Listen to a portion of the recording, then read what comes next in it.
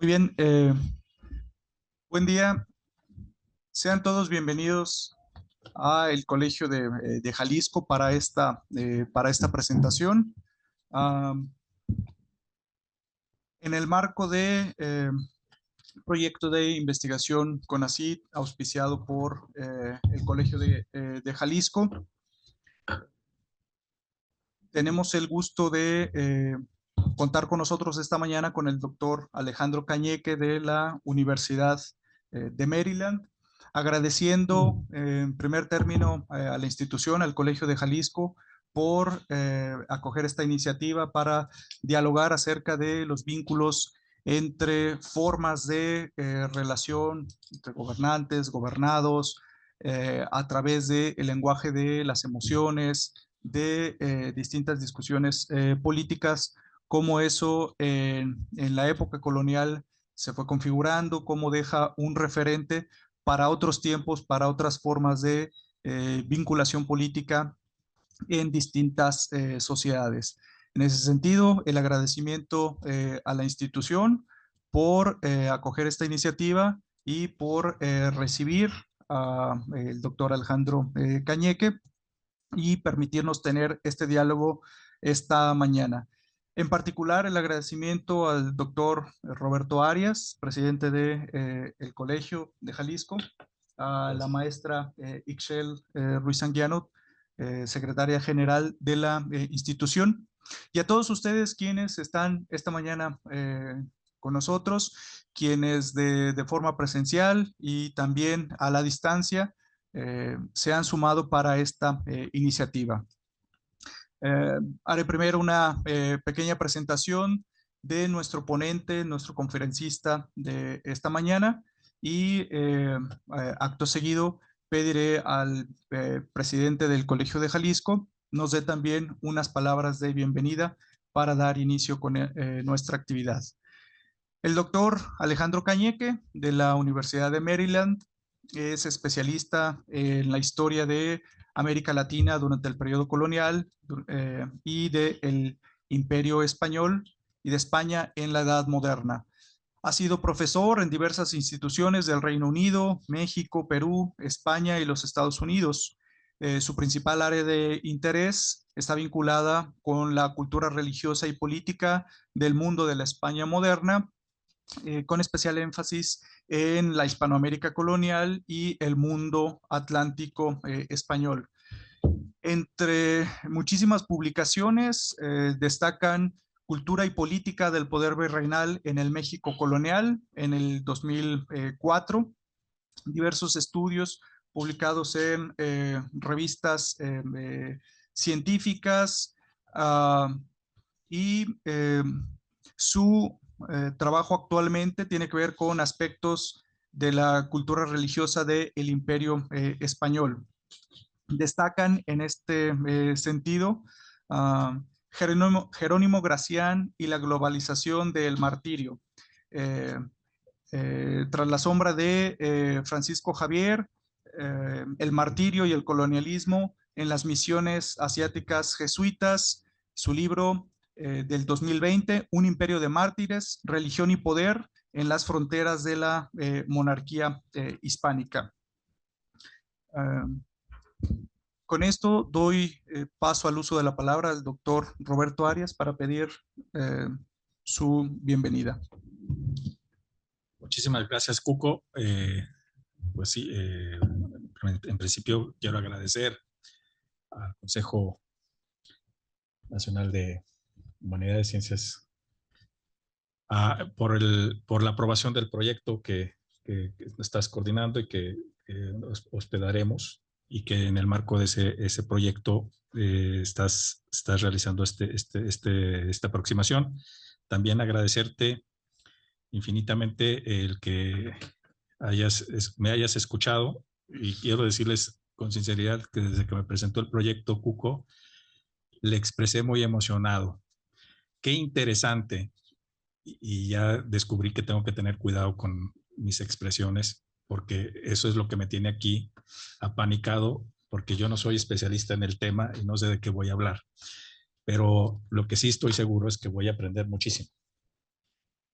Ciertamente, como ustedes saben, yo me dedico más bien a los asuntos contemporáneos. Entonces, esto de meterme en una mesa con historiadores y además muy buenos, estoy realmente, voy a tratar de reaccionar lo mejor posible. Señor doctor, agradecerle que haya aceptado nuestra invitación y esperamos que esta conversación se amplíe pues, a los que nos acompañan de manera presencial y entiendo también virtual. Nos están acompañando también de manera virtual y creo que pues que no solamente dialoguemos y reaccionemos los que estamos acá al frente, sino que también le demos la voz a quienes participan, porque me parece que ese es el mérito de este tipo de actividades complementarias, que dentro de los proyectos de investigación se generen espacios de diálogo y de conversación entre colegas. Creo que es muy relevante. Insisto, desde que me planteaste el proyecto, estoy realmente muy interesado en los resultados de la investigación, porque si algo me han enseñado aquí muy bien la coordinadora de estudios históricos y todo el cuerpo académico que conforman a los historiadores, es que las lecciones para comprender el presente están precisamente volteando la mirada hacia el pasado. Y de ahí vienen lecciones muy interesantes.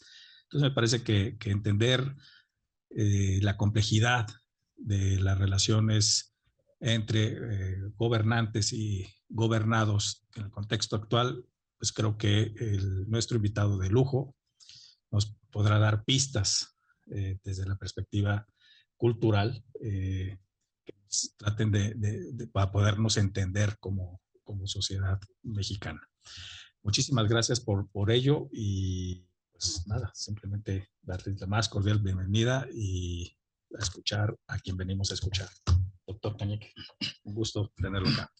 Muchas gracias. En primer lugar, quisiera agradecer tanto al doctor José Refugio de la Torre Curiel como al doctor Roberto Arias, presidente del Colegio de Jalisco, por darme la oportunidad de presentar mi trabajo aquí en una actividad que me complace enormemente, y en cuanto me la propusieron dije que sí. Y sin más trámites, voy a empezar mi presentación, que hoy, por cierto, no voy a hablar de mártires, sino voy a hablar de la cultura política que caracterizó al régimen colonial, especialmente a la Nueva España, en el siglo XVII, y centrándome en el aspecto de cómo las autoridades coloniales e imperiales reaccionaban ante la presencia de disturbios, revueltas, rebeliones, etcétera, etcétera. Y desde el punto de vista de la historia de las emociones, y como verán por el título de mi conferencia, me voy a centrar en unas emociones, en 4, que son emociones humanas por antonomasia: el amor, la ira, el temor y la clemencia, que tienen mucho que ver con, que son fundamentales para entender cómo se reaccionaban ante estas situaciones de disidencia y de violencia. Porque la monarquía hispana de los siglos XVI y XVII desarrolló un sistema de gobierno basado en la convicción de que para que reinara la armonía entre todos los miembros de la comunidad política era necesario que los gobernantes ejercieran un correcto control de emociones que hoy consideramos como fundamentalmente privadas y universales, pero que en la época colonial se consideraban eminentemente sociales y políticas, como ya he dicho, el amor, el odio, etc., ya que contribuían a dar forma a las relaciones de poder. Suprema entre todas estas emociones políticas era el amor, que debía existir entre gobernantes y gobernados, y que servía para dar cohesión a la sociedad, aunque el temor, otra emoción humana por antonomasia, también debía jugar un papel de relevancia en el sistema de gobierno. Aunque existieron diversas opiniones, en general los teóricos del Imperio Español llegaron a la conclusión de que la mejor manera de conseguir la obediencia de los súbditos consistía en encontrar el balance adecuado en cada momento y circunstancia entre el amor y el temor. Esta es una idea que estaba profundamente arraigada en la filosofía aristotélica, que todavía era extremadamente influyente en este periodo. Es más, es imposible entender los discursos y prácticas políticas del Imperio español sin remitirse a Aristóteles y con él a toda la tradición filosófica proveniente de la antigüedad y de la Edad Media. Desde el punto de vista aristotélico, emociones como el amor, la ira, el temor requieren una serie de condiciones habilitantes que han sido oscurecidas por las ideas de nuestro tiempo, que entienden estas emociones como meros sentimientos privados. La ira de Aristóteles, por ejemplo, presupone una escena política. Si se encontrara solo en una isla desierta, el rey, no podría demostrar ante nadie o ejercer sobre alguien su cólera, puesto que su posición social no podría ser desafiada. La ira, asimismo, está condicionada por un poder asimétrico. Mientras que el rey tiene derecho a menospreciar a los demás y no puede esperar que se le responda de la misma manera, otros, como el esclavo o el súbdito, no tienen derecho a un orgullo ofendido que los haría susceptibles a la ira. Está claro que en esta visión algunas personas poseen un mayor rango emocional que otras. Así, en la visión aristotélica, las emociones o pasiones, para usar el término tradicional, porque la palabra emoción no surge hasta el siglo XIX realmente, estas pasiones se constituyen como diferencias de poder y están condicionadas no por su exceso, sino por su escasez. Es decir, las pasiones se distribuyen, intercambian y monopolizan de manera desigual. La naturaleza asimétrica y desigual de las emociones también explica por qué la literatura política de la época dedica innumerables páginas a recomendar que los monarcas controlen sus pasiones, ya que se pensaba que las emociones de un gobernante eran mucho más poderosas que las de la gente común y los efectos de unas pasiones mal controladas podían ser terribles. En teoría, los gobernantes eran libres de hacer lo que quisieran, por lo que necesitaban templanza para poder refrenar sus malas inclinaciones. El príncipe, que en ese sentido significa el gobernante en general, sobre todo debe evitar la ira, que es pasión muy semejante a la embriaguez, como decía un autor de la época, ya de gozar de perpetua serenidad, sin dejar que los asuntos más controvertidos lo enojen.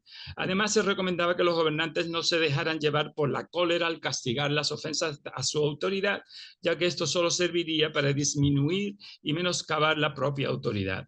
La satisfacción de estas transgresiones debía dejarse en manos de sus ministros. El adecuado control de las emociones del gobernante, en particular de la ira y del amor, se convirtió así en un objetivo fundamental de la práctica política hispana. El gobernante, ya fuera un poderoso monarca o un simple corregidor, debía mantener siempre la impasibilidad y la compostura, tanto interior como exterior, y nunca dejar llevarse por una excesiva cólera o por un demasiado amor hacia sus súbditos. En esto se debían distinguir fundamentalmente de la gente común, a la que se veía como incapaz de controlar sus pasiones. La idea de que se debe hallar un término medio entre el amor y el temor, entre la benevolencia y la crueldad, también está claramente enraizada en la filosofía aristotélica. Según Aristóteles, uno puede, por ejemplo, sentir temor o ira demasiado o demasiado poco, y esto es un error. Sin embargo, añade, si tenemos estas pasiones cuando es debido y por aquellas cosas y hacia aquellas personas debidas y por el motivo de la manera que se debe, entonces hay un término medio y excelente, y en ello radica precisamente la virtud. La virtud tiene que ver con pasiones y acciones en las cuales el exceso y el defecto yerran, mientras que el término medio acierta. La virtud, entonces, es un término medio, o al menos tiende al medio. Vemos esta noción claramente aplicada al arte de gobernar en un tratado escrito en 1626 por Juan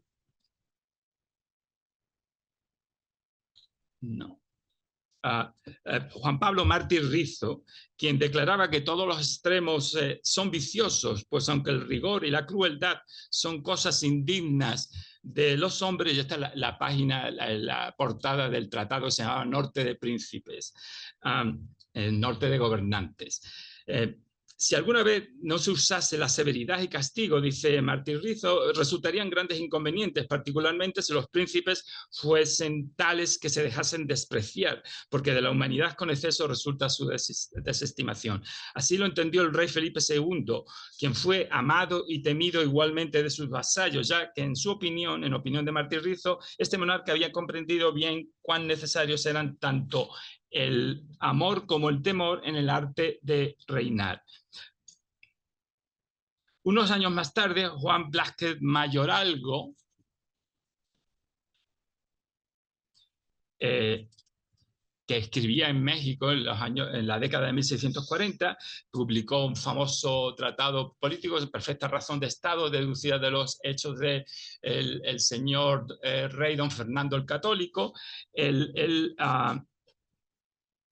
Juan Blázquez Mayoralgo, en su voluminoso tratado político, usaría un argumento similar. La conservación del poder depende de que los gobernantes no sean ni demasiado severos ni demasiado blandos, pues cualquier extremo de los dos es peligroso. A este respecto, Blázquez argumenta que aunque el rey puede perdonar las ofensas que se hagan a su persona, ha de usar del rigor con los delitos que se cometan, pues es una cuestión de justicia, y su castigo hará que se respeten las leyes, además de servir de escarmiento a la República con el ejemplo.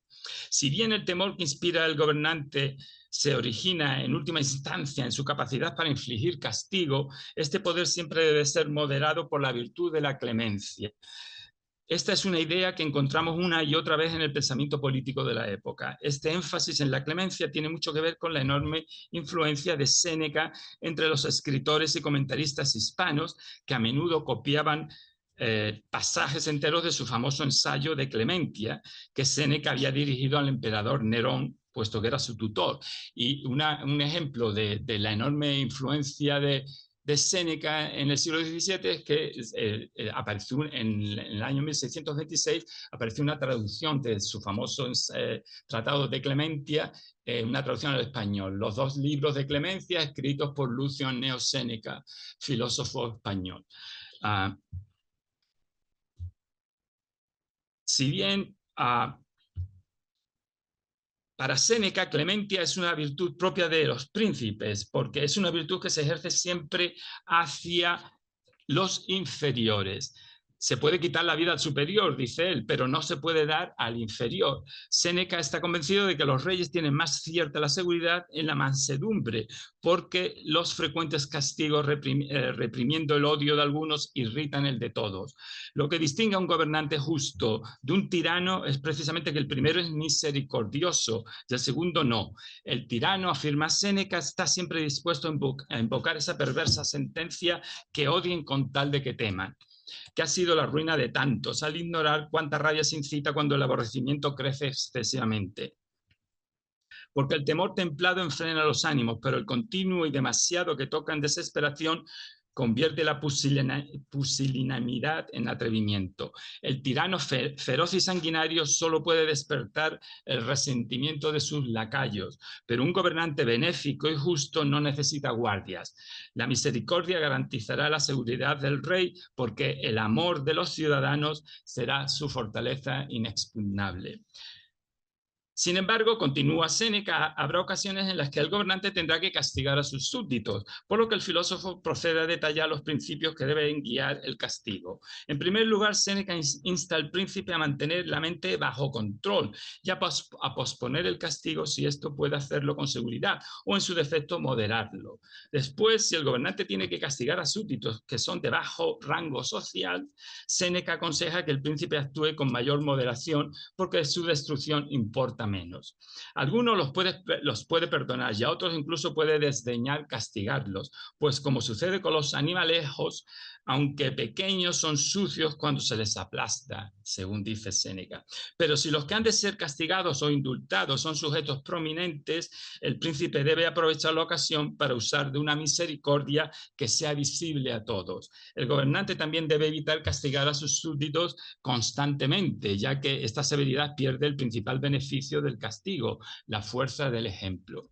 Son todas estas ideas y principios que no solo los tratadistas políticos, sino también la corona y todos los gobernantes del Imperio Español parecen haber asumido con gran convicción.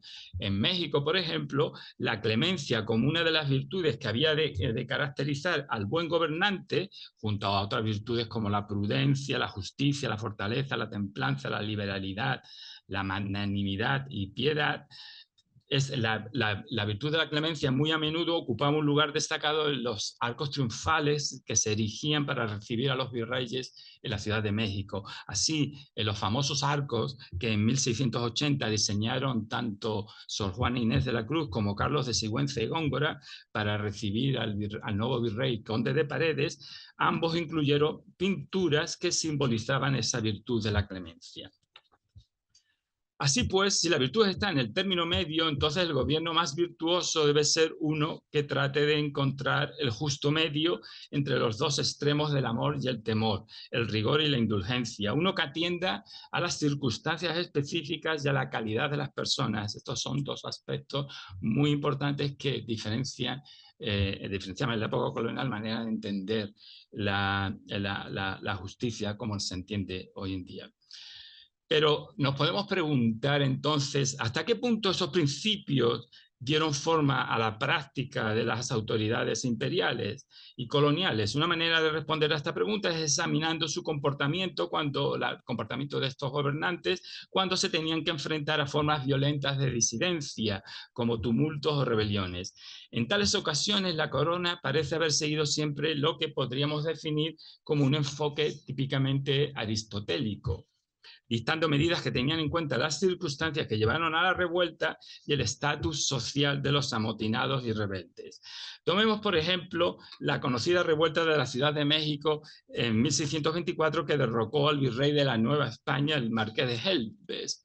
Y esto es una imagen del asalto al Palacio Virreinal, pero tengo que decirles que esta es una descripción totalmente fantástica que no obedece nada a la realidad, porque es la única que existe de la época, pero que se publicó, está publicado en francés, pero se publicó en Ámsterdam, creo, exactamente en Ámsterdam, en el año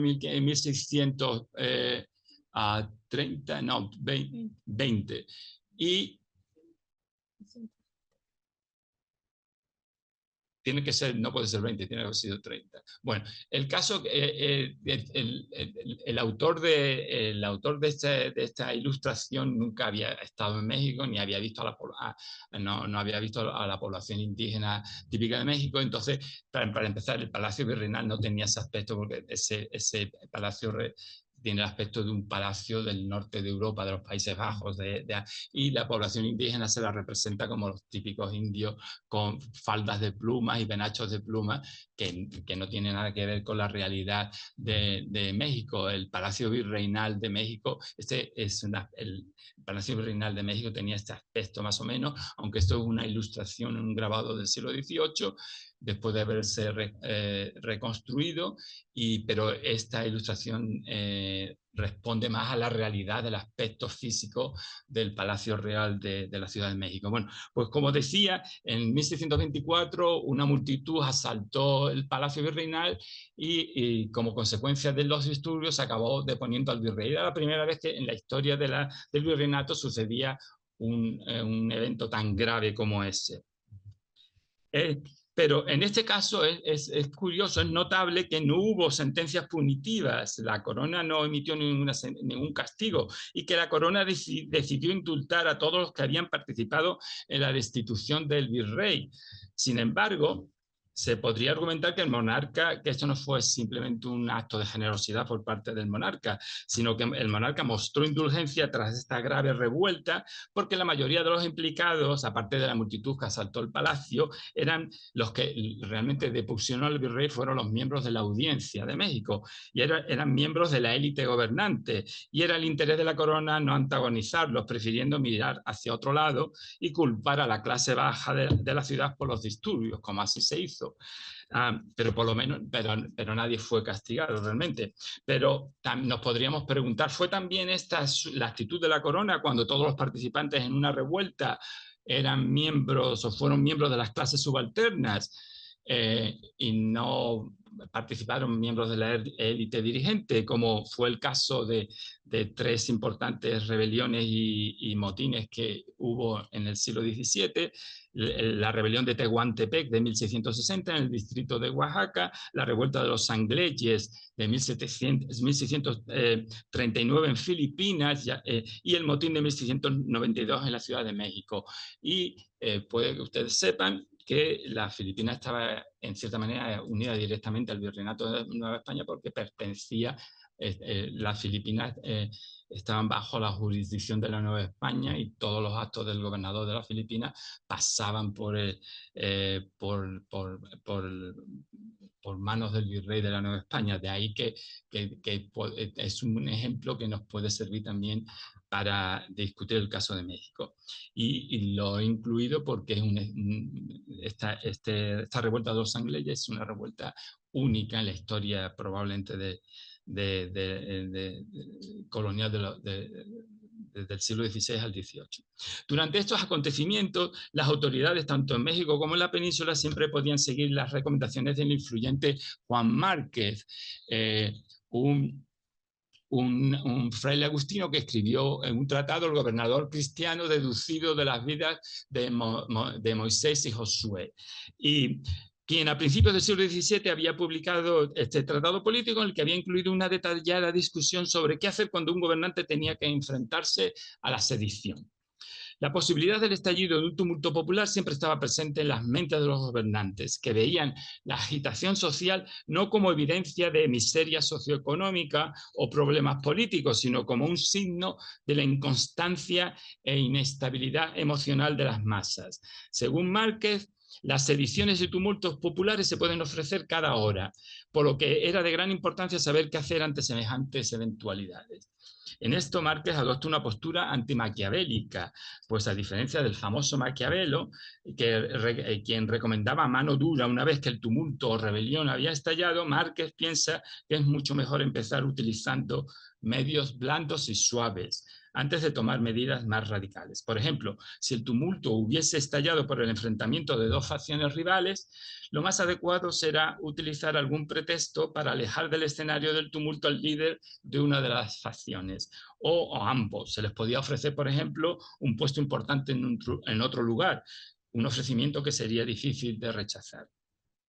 Si esto no funcionase, entonces habría que tomar medidas más rigurosas, arrestando o desterrando a los cabecillas de la rebelión.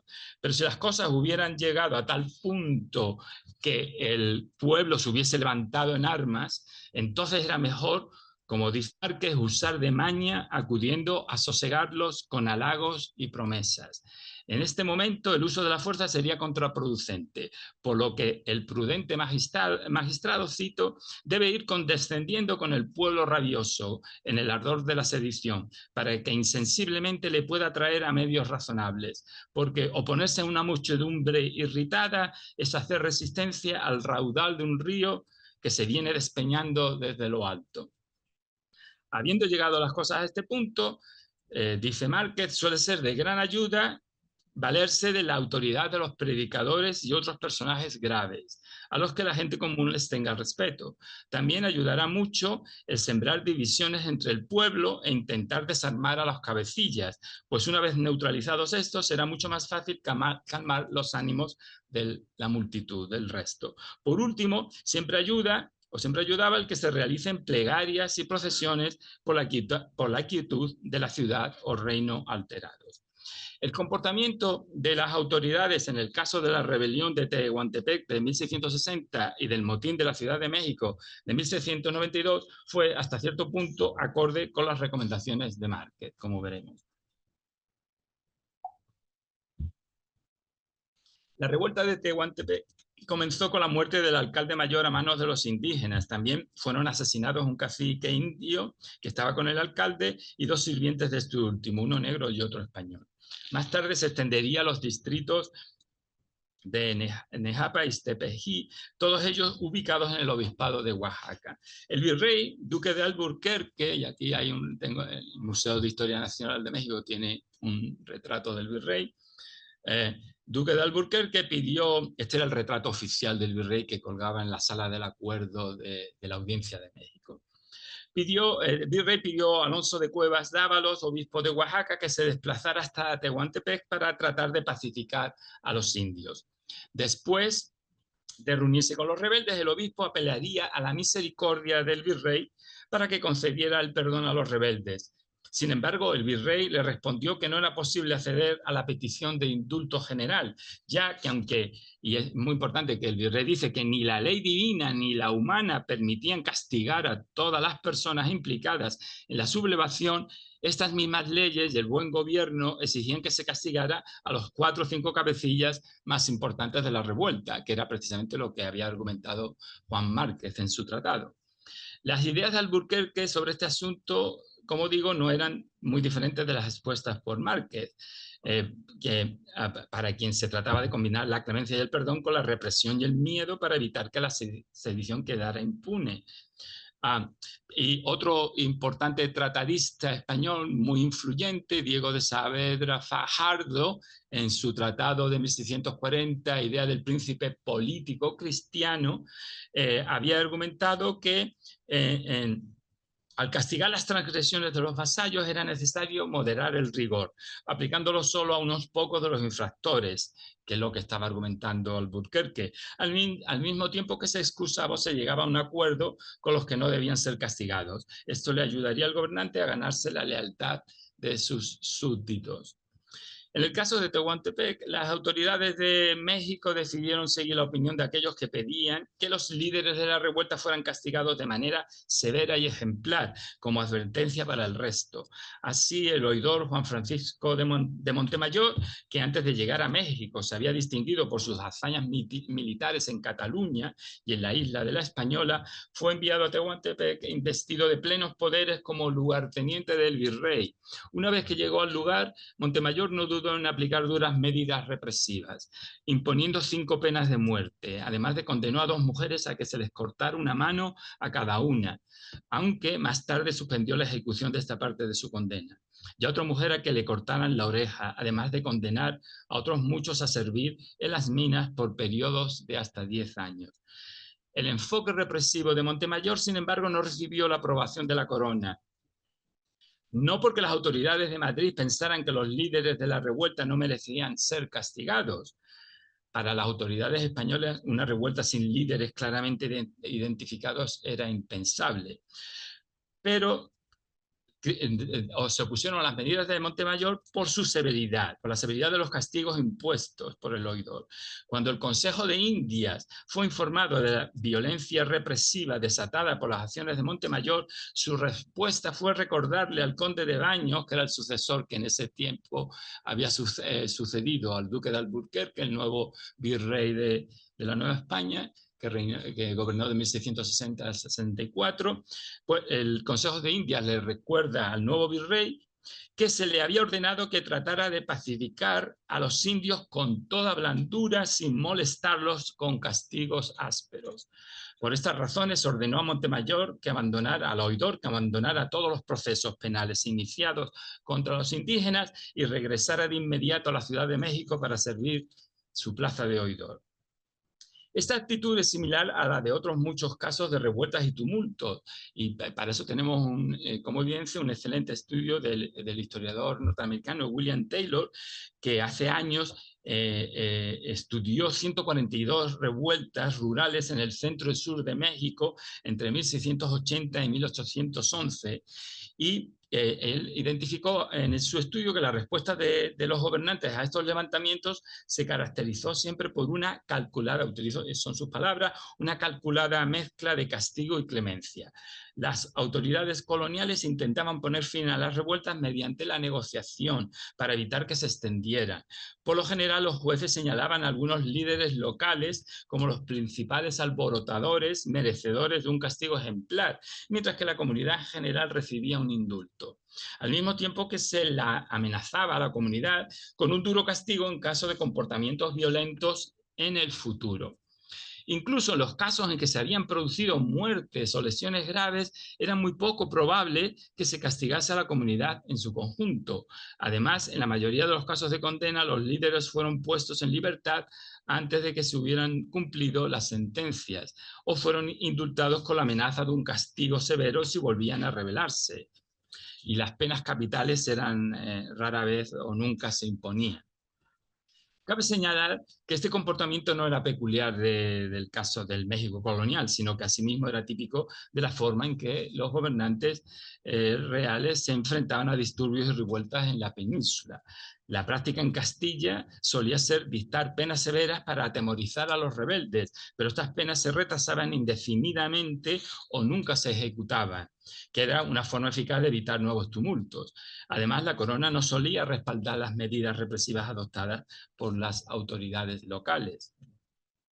Veamos ahora la reacción de las autoridades a los disturbios de 1692 en la Ciudad de México, que parece contrastar con estas prácticas. La revuelta estalló en la noche del 8 de junio de 1692 con su punto focal en la plaza principal. Y esta es una pintura, la única que existe, del Zócalo de la plaza principal de México en las finales del siglo XVII, donde al fondo se ve parte del Palacio Virreinal semi-derruido como consecuencia de la revuelta del motín de 1692, porque se le pegó fuego al palacio.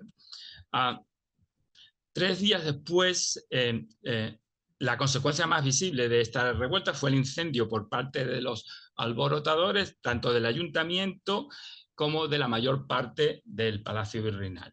3 días después de ocurrido el motín, 3 indios acusados de incendiar el palacio fueron ejecutados. En total se impusieron 15 penas de muerte, aunque 5 de los condenados a muerte murieron en prisión. Hasta 42 personas fueron condenadas a pena de azotes, a trabajos forzados o a una combinación de ambos. La estrategia represiva también siguió el principio de castigo rápido y ejemplar para los líderes de los disturbios, o al menos para aquellos que las autoridades consideraban como los cabecillas. Sin embargo, si comparamos el motín de la Ciudad de México con el levantamiento de Tehuantepec, el nivel de represión en la Ciudad de México parece haber sido mucho más severo que en Tehuantepec. Y que sepamos, no hubo ninguna recriminación de la corona por la severidad de los castigos en la Ciudad de México. ¿Cómo podemos explicar esta diferencia? En primer lugar, está claro que un motín que incendió el Palacio Virreinal, sede misma del poder imperial en México, debía ser enfrentado de una manera mucho más dura que una revuelta de algunos pueblos de indios en una remota área del virreinato. Pero además, en la mente de las autoridades mexicanas, la calidad de los alborotadores también exigía medidas más severas. Las autoridades imperiales, especialmente las de la metrópoli, estaban mucho más dispuestas a juzgar a la población rural indígena con indulgencia, porque era vista como una comunidad compuesta de personas miserables, y este término era un término legal de origen medieval, a la que era necesario proteger de los abusos tanto de españoles como de criollos y mestizos. En este sentido, se veía casi lógico que los indios se rebelaran contra los abusos de sus alcaldes mayores.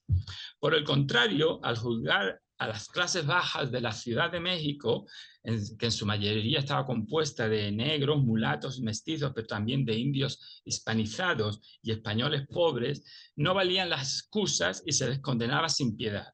A diferencia de los indios supuestamente pobres y miserables que vivían en sus propios pueblos y aldeas separados del resto de la población, la plebe de la Ciudad de México era percibida como una amenaza para la seguridad debido a su insolencia y desarraigo.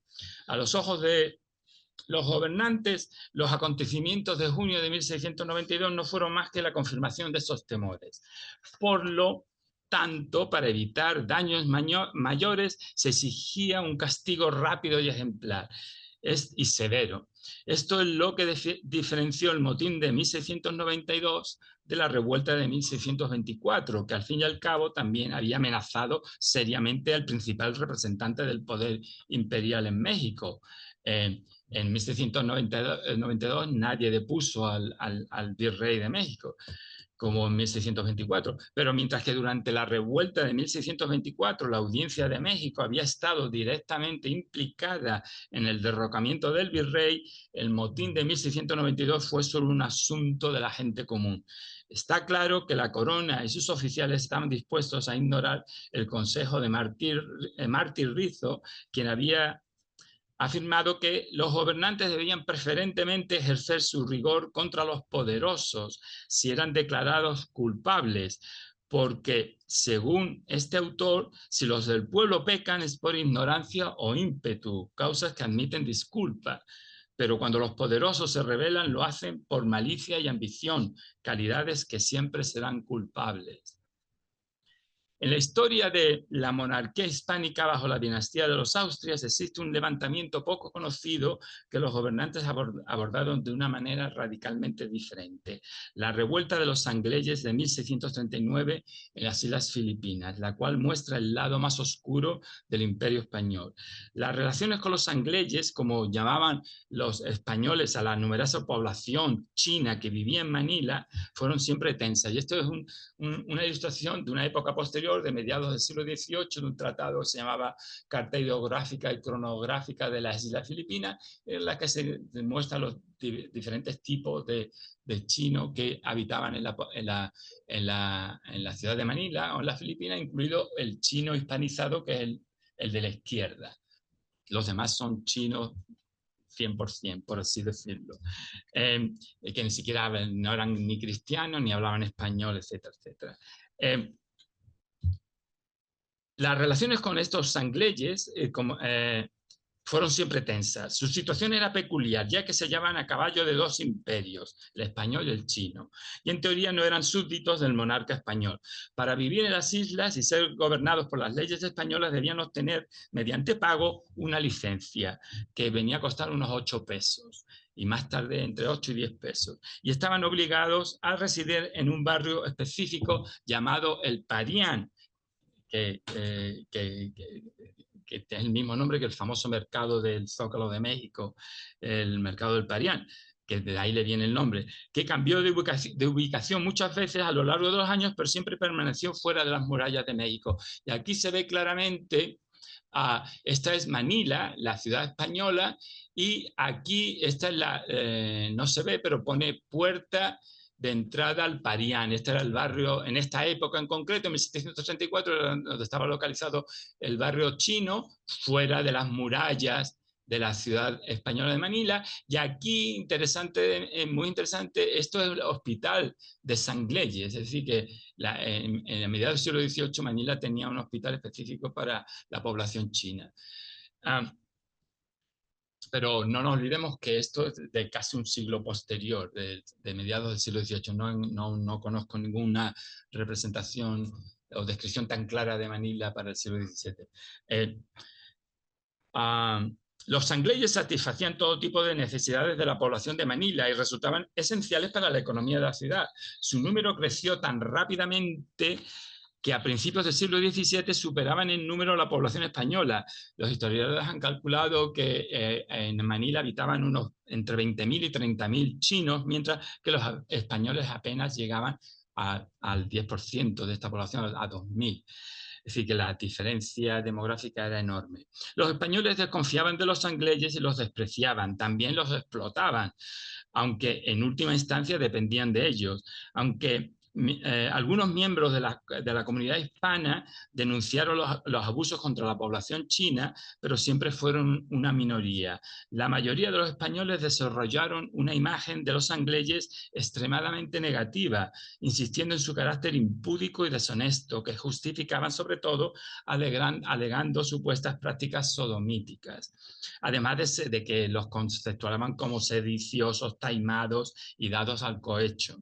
Estas representaciones contrastaban con las descripciones idealizadas de la China, a la que generalmente los propios autores españoles presentaban como un reino altamente civilizado y ordenado, pleno de riquezas y saberes, al que solo le faltaba ser cristiano. La posibilidad de una rebelión de los Sangleyes fue una fuente permanente de ansiedad para los colonos españoles. Muchos los veían como la quinta columna del imperio chino, de forma similar a como se veía en la península a los moriscos en relación con el imperio otomano. Sin embargo, los historiadores modernos tienden a estar de acuerdo en que la revuelta de 1639 fue en gran medida un levantamiento local contra la explotación y los abusos sin ninguna interferencia externa. El levantamiento comenzó el 19 de noviembre de 1639 cuando un grupo de sangleyes mató al gobernador español de una ciudad al sur de Manila, junto con un sacerdote. Parece ser que todo empezó cuando una mujer china, sangley, empezó a clamar, a llorar por la muerte de su hijo. Había muerto por los abusos de su dueño español o de su patrón español o lo que fuera. Y la cosa se fue enardeciendo hasta que acabó con la muerte del propio gobernador de la ciudad, no de Manila, de una ciudad más pequeña al sur. La respuesta del gobernador de Filipinas, que residía en Manila, Sebastián Hurtado de Corcuera, fue despiadada, ordenando la quema del Parián, del barrio chino, y la muerte de todos los sangleyes que habitaban en Manila. Tras varias semanas de intensos combates en toda la isla, los pocos sangleyes que aún se hallaban con vida se rindieron incondicionalmente y en marzo de 1640 la revuelta quedó completamente sofocada. El costo de la represión resulta increíble, no solo según nuestros estándares modernos, sino también de acuerdo con los estándares del propio siglo XVII. Mientras que solo perecieron 50 españoles y 300 filipinos, alrededor de 20.000 sangleyes fueron asesinados, casi toda la población china de la isla, según las fuentes. Además, algunos de los sangleyes que habían sido encarcelados fueron enviados a las galeras, mientras que otros fueron repartidos como esclavos. A pesar de la brutalidad y crueldad desplegada contra la población china, la corona no consideró necesario reprender a Hurtado de Corcuera. Es cierto que el gobernador, tras su mandato, fue sometido a un juicio de residencia inusualmente severo y pasó más de 5 años en prisión. Sin embargo, en los más de 50 cargos que se hallaron en su contra, no hubo ninguno que condenara sus acciones contra la población china de Manila. También resulta sorprendente que tras la masacre, Hurtado de Corcuera invitara a los comerciantes chinos a regresar a la isla. En esto contó con el apoyo del virrey de Nueva España, el duque de Escalona, quien al mismo tiempo que se felicitaba por la victoria española contra los chinos, reconocía que la matanza de prácticamente todos los sangleyes había sido extremadamente costosa y perjudicial para los intereses españoles.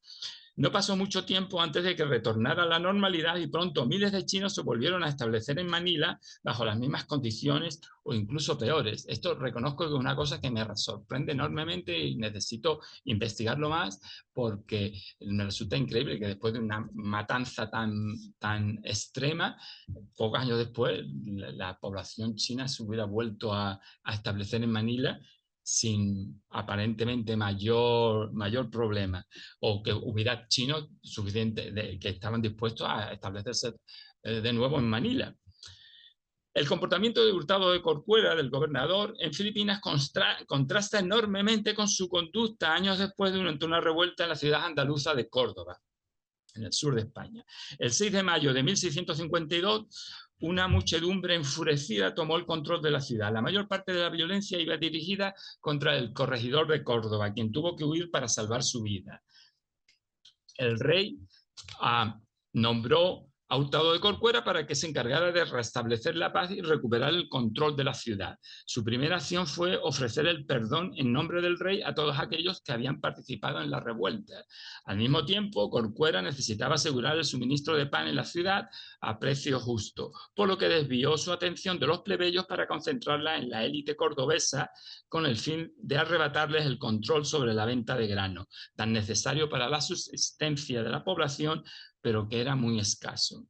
Curtido en el trato con las poderosas oligarquías que controlaban el comercio asiático, Corcuera no tuvo problemas en obligar al patriciado de la ciudad, con razones o a la fuerza, para que vendieran sus granos, al tiempo que les prohibía almacenar productos o especular con el precio.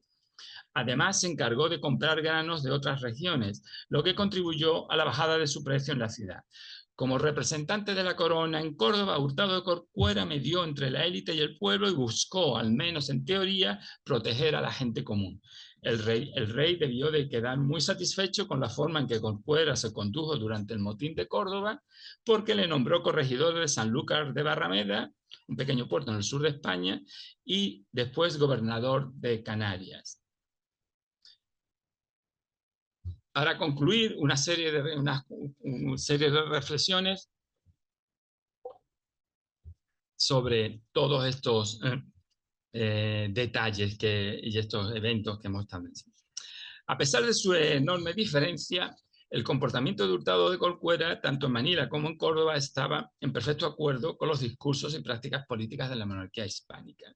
La manera en que se entendían revueltas y rebeliones y cómo reaccionaban los gobernantes ante estos hechos dependía en gran medida del lugar que los rebeldes ocupaban en el cuerpo político de la monarquía,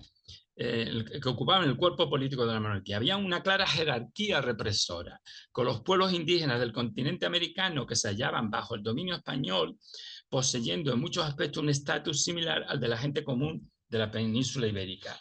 Se podría decir que la población indígena ocupaba en la sociedad colonial el mismo lugar que ocupaban los pecheros en Castilla, es decir, aquellos individuos que no pertenecían a la nobleza ni al clero y que estaban obligados a pagar tributo.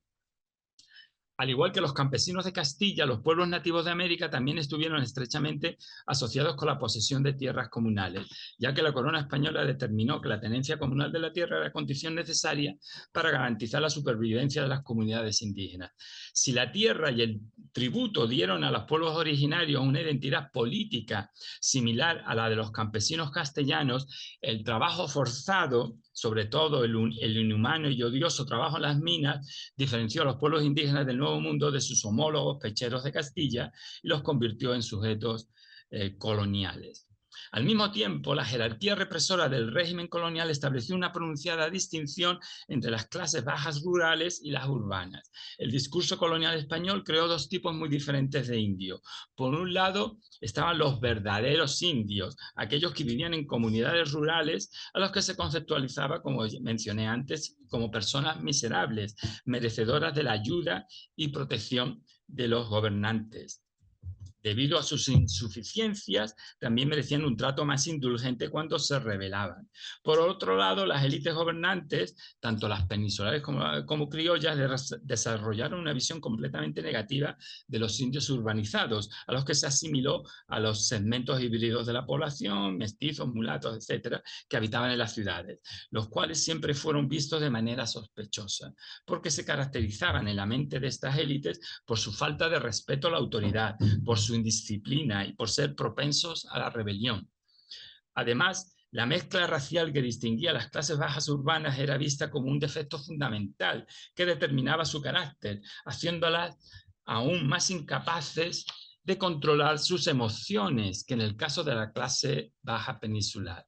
Por todo ello, sus miembros necesitaban ser tratados con más dureza que los indios rurales. Finalmente, si bien tanto en Manila como en Córdoba la causa de las revueltas habían sido los abusos de los gobernantes, en el caso de las Filipinas las autoridades no otorgaron ninguna legitimidad a la revuelta de los sangleyes. El miedo a posibles rebeliones, es verdad que el miedo a posibles rebeliones y el desequilibrio demográfico por sí solos no pueden explicar la brutalidad de la represión. En América, los españoles también fueron siempre una minoría y las autoridades con frecuencia tuvieron que hacer frente, como hemos visto, a multitud de revueltas y rebeliones indígenas, sin recurrir nunca a tácticas de represión tan excesivas como en el caso de los sangleyes. Mientras que los campesinos españoles, así como los indígenas americanos e incluso las clases bajas urbanas, eran vistos como miembros subordinados pero legítimos de la comunidad política, a los sangleyes en radical contraste se les consideró como elementos extraños a la monarquía española, como personas incapaces de integrarse en la comunidad. Como miembros completamente ajenos que ni siquiera eran cristianos, a menudo se les representaba como un cáncer que corroía el cuerpo político y que necesitaba ser extirpado. Estas imágenes nos ayudan a explicar por qué la masacre de los habitantes chinos de Manila de 1639 no provocó la más mínima reacción de las autoridades imperiales. No sabemos si Aristóteles o Séneca habrían aprobado semejante comportamiento, pero lo que sí está claro es que para dichos gobernantes, en el caso de la población china de Manila, no existió ni la clemencia ni el justo medio entre el amor y el temor, sino solo el exceso y la ira desenfrenada. Gracias.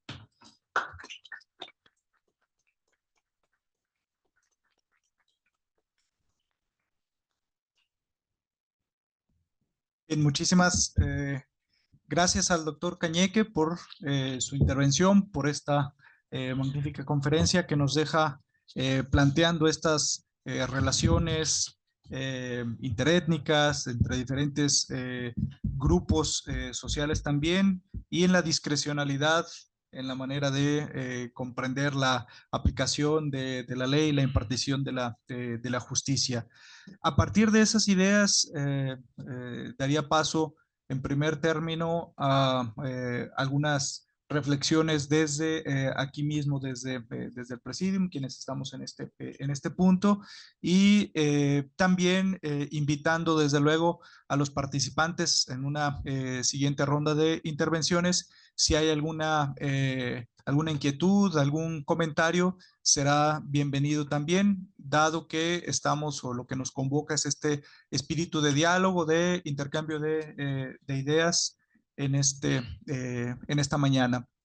Y entonces, no sé, daría en primer lugar el uso de la palabra a la maestra Ixchel Ruiz. Después intervendría un servidor con algún comentario también. Y para cerrar esta primera ronda de reflexiones con el doctor Roberto Arias, y a partir de ahí vamos con algunas preguntas.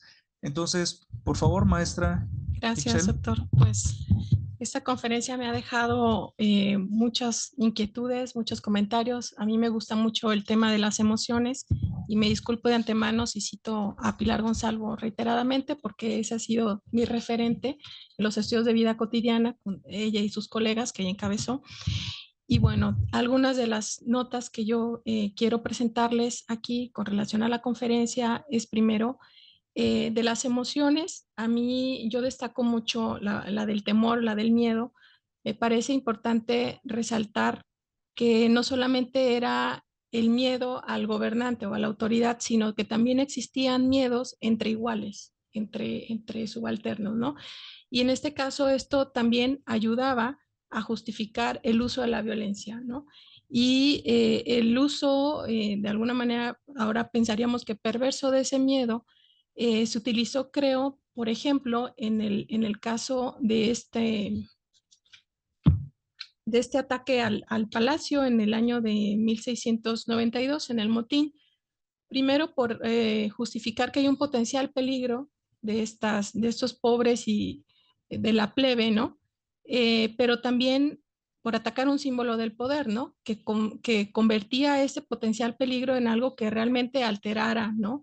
La gobernanza. Y por otra parte, también los prejuicios que había entre los otros factores de la sociedad, otros elementos de la sociedad, para justificar que interviniera de manera muy violenta la autoridad, ¿no?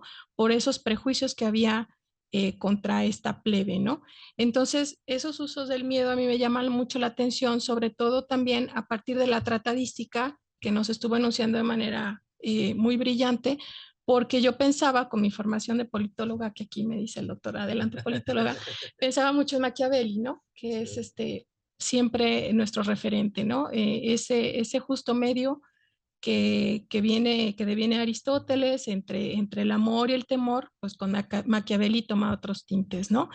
Una de las dudas que también me surgió aquí fue la parte de la iglesia, qué papel jugó la iglesia, porque sabemos que pues fue aliado en muchas ocasiones de los gobernantes, pero además no había esa separación que tenemos ya con nuestra visión postliberal, ¿no? Y pues pensando también en por ejemplo, como método, ¿no? Que proponía Juan Márquez, hay un punto ya hacia el final que se decanta por las plegarias y las procesiones, ¿no? Ahí está muy claro ese papel, pero también creo que habría otros momentos de injerencia por el uso también del temor que tenía la propia iglesia sobre los subordinados en este caso. Y bueno, quisiera comenzar con eso, ya habrá otros momentos para hacer algunas anotaciones. Gracias, maestra Ixchel. Yo de mi parte me quedé pensando en que durante la conferencia, cuando usted hacía las reflexiones sobre los diferentes casos y cómo se manejaron los castigos, los debates sobre la clemencia y la aplicación de algún tipo de castigo, en el orden social en el que estamos hablando en esta época, no había una alusión tan presente a la aplicación de leyes. En este orden preconstitucional no se ve esa noción de simplemente aplicar una ley, sino que la discusión es con qué tipo de racionalidad se va a procesar este insulto, cómo se va a reaccionar frente a las conductas que se están viendo. Eh, y esa situación quizá también nos cause un poco de extrañeza o nos aleje de este tipo de situaciones. En el momento presente pensaríamos que cualquier ofensa o que cualquier situación se va a resolver mediante la aplicación de una ley, que impartición de justicia tendría que ver con la consulta de algún código y la aplicación de sanciones, penas, etcétera, que estuvieran tipificadas en algún código. Pero es así de tajante esa diferencia, o también en esta época o en un orden diferente, ya después en un orden constitucional, estos elementos que se están tratando aquí siguen vigentes. Es que incluso en la aplicación de un código están presentes estas discusiones. En teoría habría que considerar la aplicación de la justicia como algo aséptico totalmente, donde no entran estas pasiones. Aquí parece que es una cuestión natural la que estamos viendo en las situaciones que se fueron planteando. En cada rebelión había que analizar qué tipo de población, quiénes son, serán movidos por ignorancia, serán movidos por ambición, serán movidos por avaricia, y a partir de entonces, cómo se debería de proceder con rigor, con... con clemencia. Un tipo de operaciones mentales o un tipo de valoraciones que llevan a terrenos distintos a los de un orden constitucional.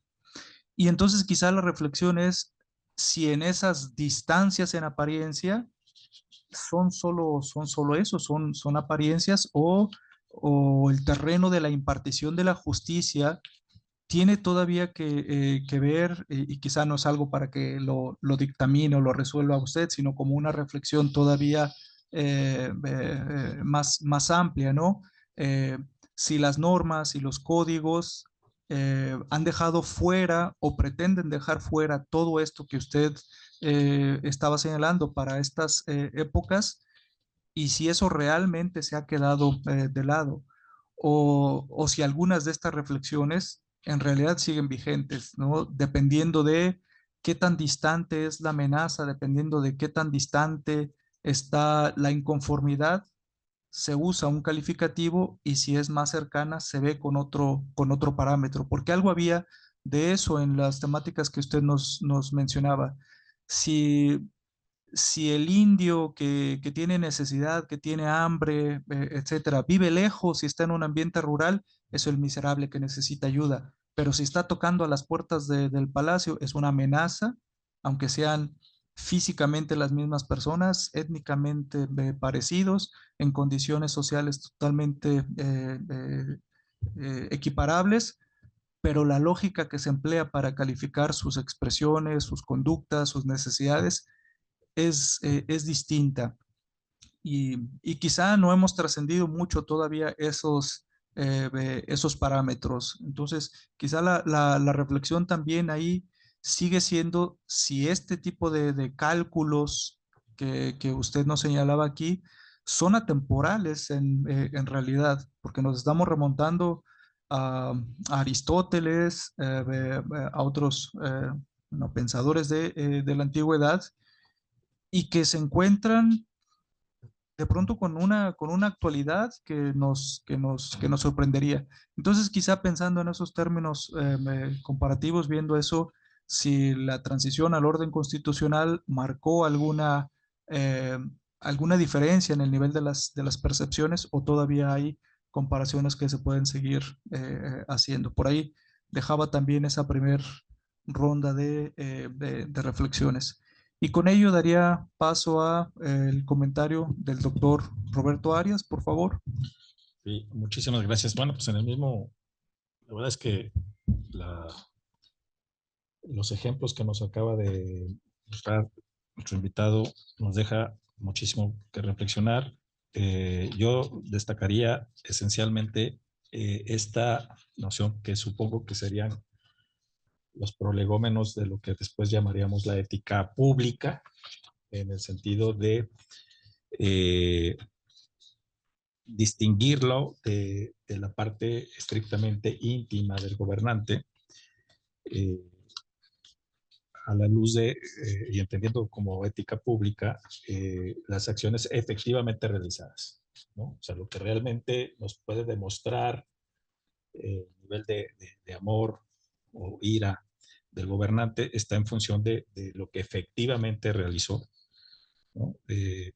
Y bueno, los ejemplos son muy paradigmáticos. Recupero también un poco, me parece que también habría que tener una perspectiva estrictamente territorial, ¿no? Esta distinción que haces entre, no es lo mismo una rebelión en un lejano territorio que, como ya lo decía, frente a Palacio, ¿no? Esta cuestión territorial también influye de manera definitiva.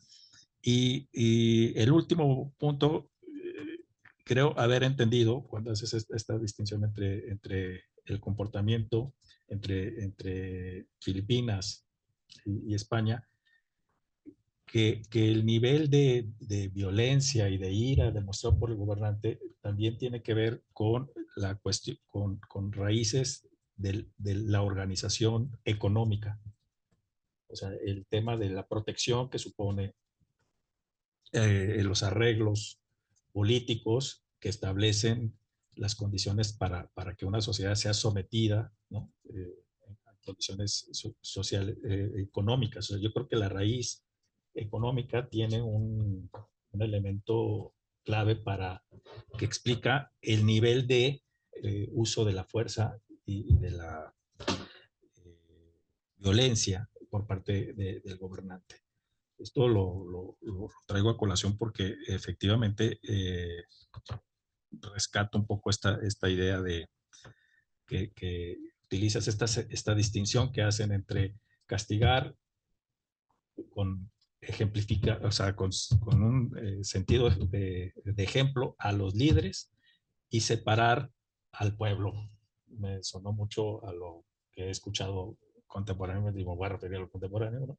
Al pueblo bueno y sabio, ¿no? Esta cuestión me parece fundamental, pero me parece que también tu charla me puso en cuestión qué tan éxito, que casi podría decir que estamos ante el fracaso del modelo weberiano de burocracia, que intentó como quitar la parte moral del comportamiento del servidor público para que se ajustara estrictamente a la ley, o estamos regresando un poco a recuperar la parte emotiva del funcionario público. No sé, eso yo te lo dejaría como reflexión, porque la verdad es que es muy revelador tus ejemplos. Ahí lo dejo. Si quieres. Bueno, sí, voy a intentar ser breve para darle oportunidad al resto del público de hacer preguntas, pero las preguntas y los comentarios son muy interesantes. Podría pasarme una hora hablando, pero voy a intentar, por lo menos intentar dar una respuesta breve. En primer lugar, sobre el papel que jugó la Iglesia. Por supuesto, la Iglesia juega un papel muy importante en la historia colonial. No se puede entender la historia del periodo colonial sin entender el papel que jugaba la Iglesia. Lo que pasa es que en este caso probablemente es un papel más indirecto, porque no estaba en manos. Además, la retórica propia de la Iglesia era de que la Iglesia nunca debía ejercer violencia respecto a la violencia. La máxima violencia que ejercía la Iglesia era la violencia religiosa de la excomunión. Pero, por ejemplo, en el caso de la Inquisición, los condenados a la Inquisición que se ejecutaban, la Inquisición se los mandaba al poder secular para que se encargaran ellos. La Iglesia nunca se manchaba las manos con estas cosas. Pero más importante que eso es la parte ideológica, por así decirlo, que jugó la Iglesia. En primer lugar, no podemos, es que es muy difícil en la época colonial separar la Iglesia de lo que llamamos hoy el Estado, la Iglesia de la autoridad real, porque para mí eran las dos caras de la misma moneda y no se puede entender la una sin la otra. Y porque para empezar, la mitad de los autores políticos, empezando por el mismísimo Juan Márquez, eran miembros de la Iglesia, eran frailes agustinos. Saavedra Fajardo era civil, pero no importa. Algunos de los autores políticos más prestigiosos da la casualidad que eran miembros de la Iglesia. Es decir, que con eso ya te respondo, creo, tu pregunta. Pero también hemos visto el caso de ejemplo, por esta retórica religiosa de la benevolencia que debe caracterizar a los miembros de la religión. De ahí el mismo duque de Alburquerque, en el caso de la rebelión de Tehuantepec, le pidió, primero porque Tehuantepec estaba muy lejos del centro del poder, y segundo, echó mano directamente del obispo de Oaxaca para que a ver si para que intentara calmar los ánimos. Y es muy interesante porque, según la documentación del informe que le escribió el obispo de vuelta al duque, antes de entrar en la población, cuando llegó no me acuerdo exactamente qué ciudad o qué pueblo era, antes de que lo viera la población del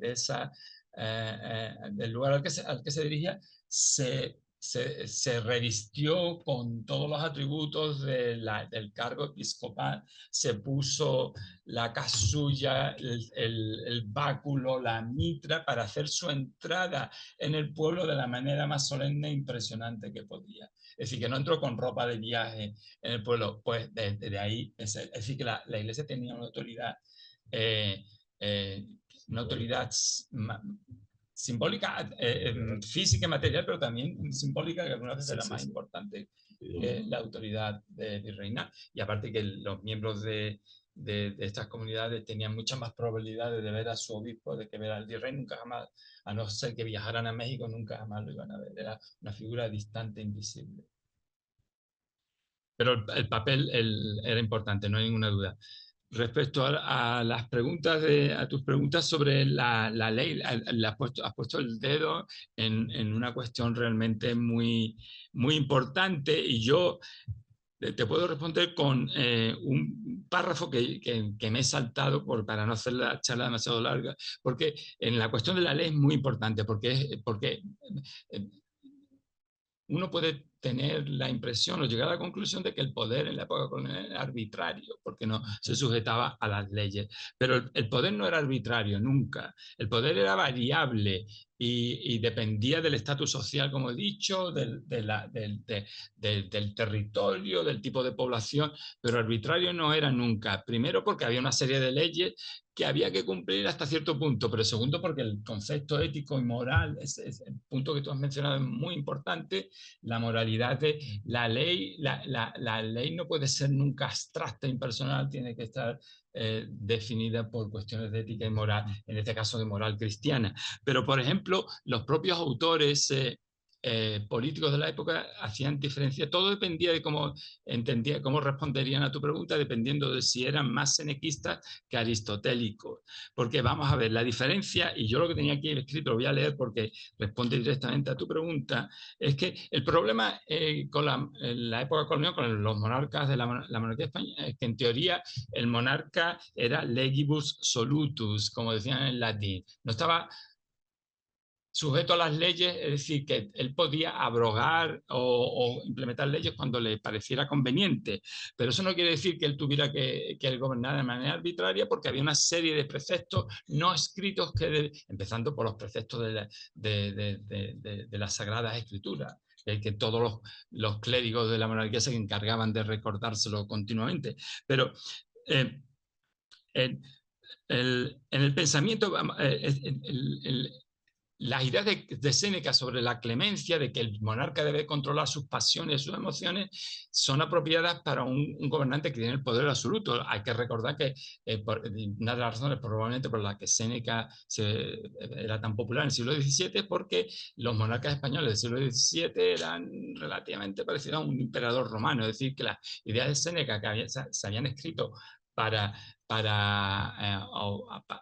dirigir la actividad política del típico emperador romano se podían aplicar perfectamente a los monarcas españoles. Pero es que después las ideas aristotélicas también eran muy influyentes en la época, y la diferencia para un pensador aristotélico, lo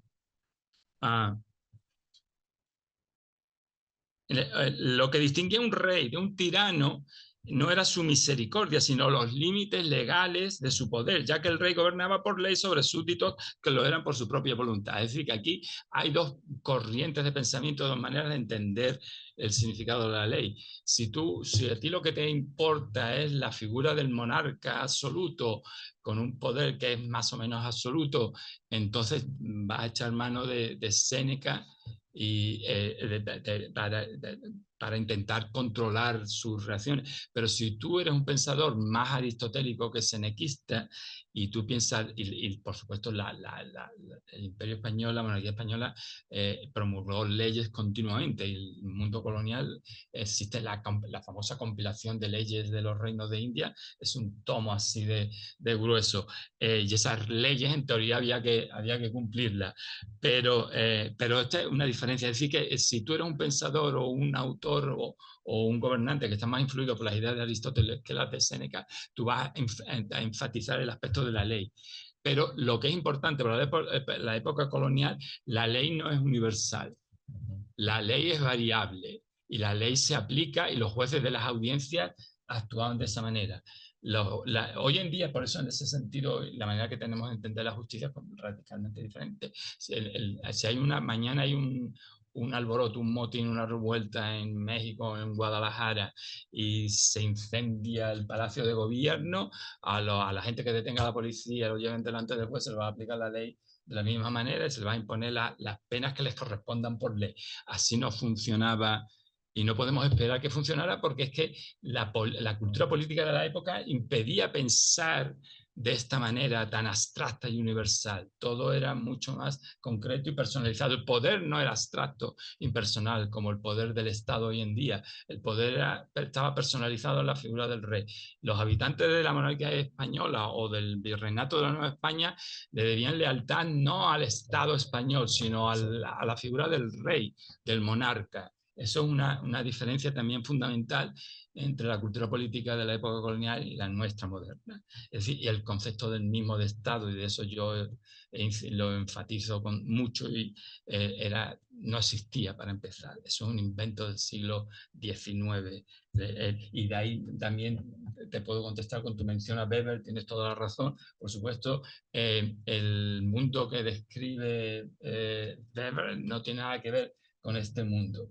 Y por eso yo también tengo incluso problemas cuando utilizamos la expresión la burocracia colonial, porque el concepto de burocracia también no es exactamente el concepto que Weber tenía de una burocracia. Sí, claro. Podemos utilizar el concepto de burocracia porque no podemos estar dando explicaciones continuamente, pero hay que pensar dos veces antes de utilizar el concepto de Estado, de burocracia en la época colonial, porque no se corresponden para nada a como lo entendemos hoy en día. Weber lo que hizo fue sistematizar y explicar la sociedad en la que se estaba desarrollando, que se había desarrollado según la sociedad moderna. Pero en ese sentido no.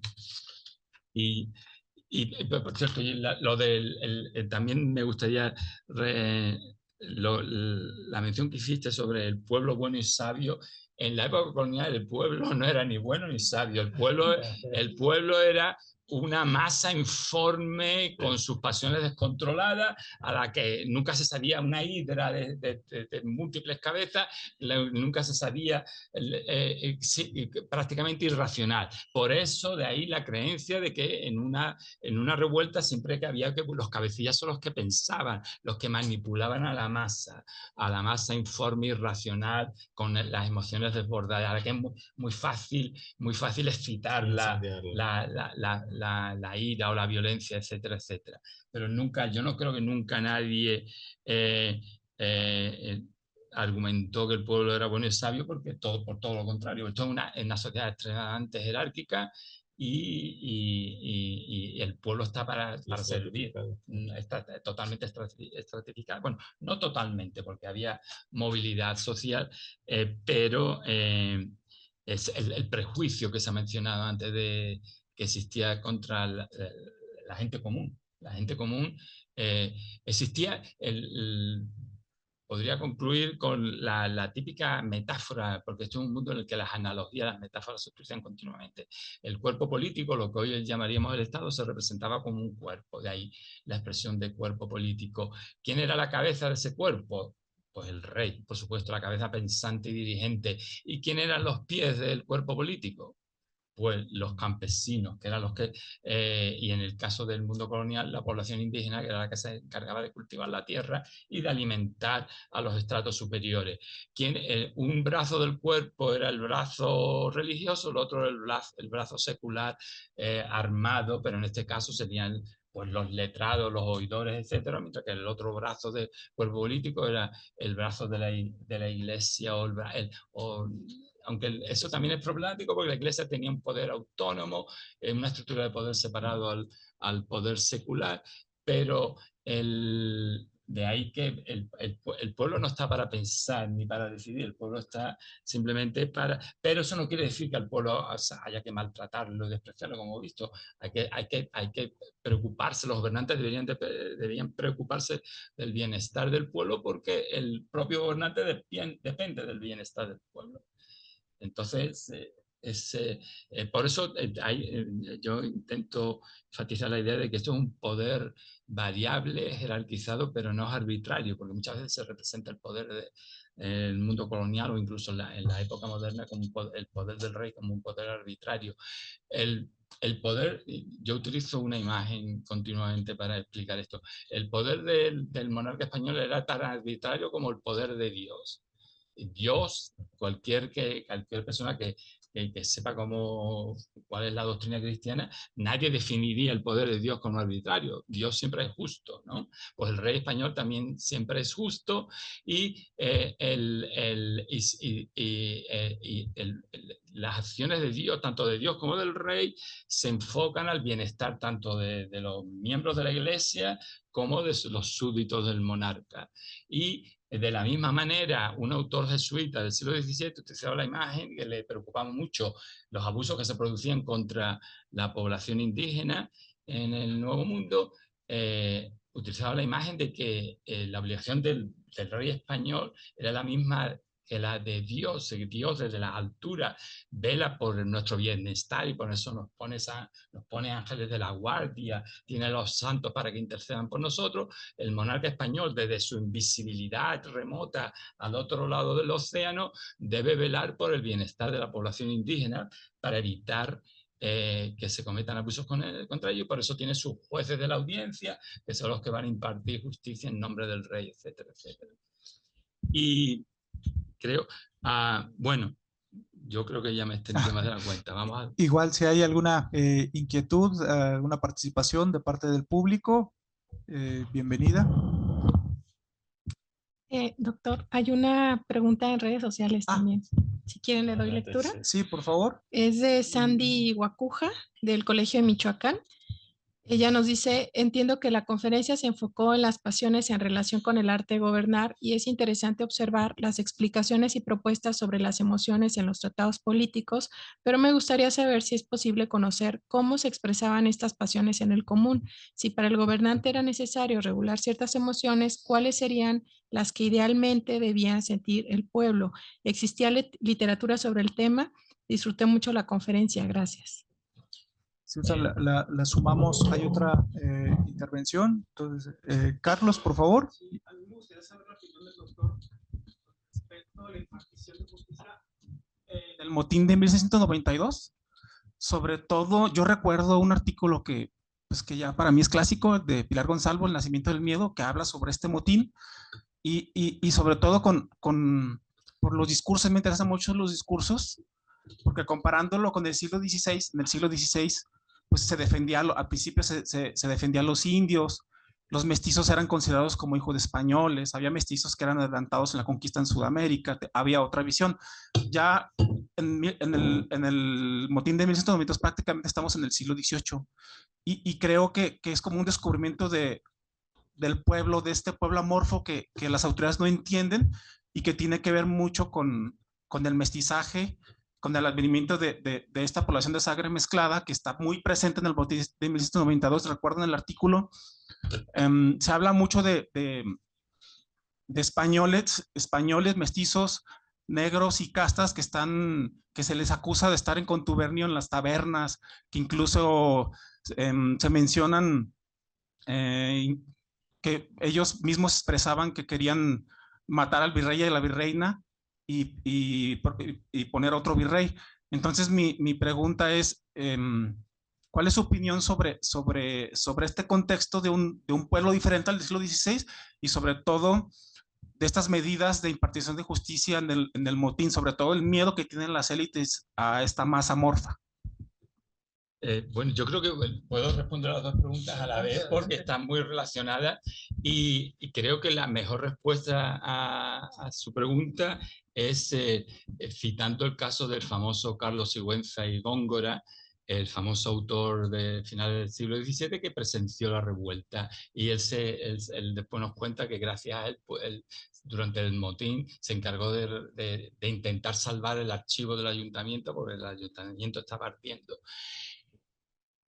El caso de Sigüenza y Góngora es típico porque su caso nos puede prestar confusión. Es famoso porque, como mencioné antes, para la entrada del virrey Conde de Paredes fue el encargado de diseñar uno de los arcos triunfales y los estudiosos modernos están fascinados con ese arco porque en vez de utilizar personajes de mitología clásica como el dios Neptuno o Apolo o Júpiter, utilizó a los emperadores aztecas para representar, cada uno de ellos representaba una virtud que debía caracterizar al buen gobernante. No me acuerdo qué emperador escogió para encarnar la virtud de la clemencia, pero otro debía encarnar la virtud de la justicia, otro la virtud de la magnanimidad, etcétera, etcétera, de la liberalidad.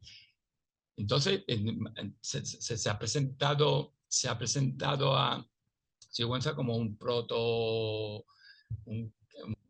criollo patriótico, una especie de protonacionalismo mexicano, porque por primera vez en 200 años se recupera la figura de los dirigentes del imperio mexica para representar unas virtudes típicas occidentales de la monarquía, en las que se basaba la monarquía española. Pero al mismo tiempo, si uno sigue leyendo y excavando lo que publicó Sigüenza y Góngora escribió un informe sobre el motín 792 totalmente demoledor y denigratorio de la población indígena. Sigüenza y Góngora muestra el miedo que las élites dirigentes le tenían a la población realmente indígena, porque él lo que hace es romantizar, en cierta manera, los antepasados muertos de estos propios indígenas. Por un lado está la visión arqueologizada de la población indígena, las grandezas de México prehispánico, pero por otro lado, cuando se tiene que enfrentar a los descendientes de esas grandezas, a la auténtica población indígena que vive en México en 1692, lo único que tiene son referencias negativas y denigratorias, en el sentido que, para responder a la otra pregunta, estos autores nunca, que yo sepa, nunca se escribió nada sobre las emociones, las pasiones del pueblo, porque, como ya he dicho antes, todos lo solucionaban diciendo que el pueblo, al pueblo hay que temerlo, efectivamente, hablando de miedo. ¿Por qué? Porque no sabe controlar sus pasiones. Y siempre hay gente, hay unos cabecillas por ahí dispuestos a manipular las emociones del pueblo. Entonces, eso es lo único que hace falta saber respecto al pueblo. Y ahí Sigüenza nos está demostrando perfectamente el miedo que a mí me resulta un miedo inexplicable, porque si él hubiera estado escribiendo en el siglo XVI, cuando la conquista todavía estaba a medio terminar y demás, pero para finales del siglo XVII, cuando el poder colonial o hispánico estaba perfectamente asentado. Es decir que, pero a mí lo que me llama la atención no es un miedo al pueblo, es un miedo al pueblo y a los indígenas, porque él se refiere en su informe, él pone el énfasis en los indígenas, más, por supuesto también denigra a la población mestiza, mulata y demás, a la multitud de colores, a la plebe de colores, que era el término que utilizaban para referirse a la población mestiza de México. Entonces, esa tensión y estas contradicciones que existen en ese caso,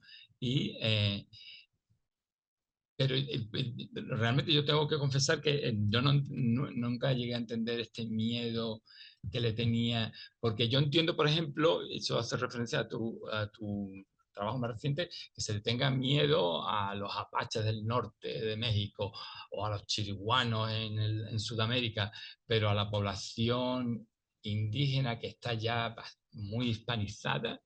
Es decir, que es más un miedo a la plebe lo que tiene, un miedo elitista a la plebe, el miedo que siente, el temor que siente Sigüenza, aunque él lo verbaliza como miedo a la población indígena, porque según él, están todos conspirando, como te has dicho, preparando la rebelión para expulsar a los españoles, etcétera, etcétera.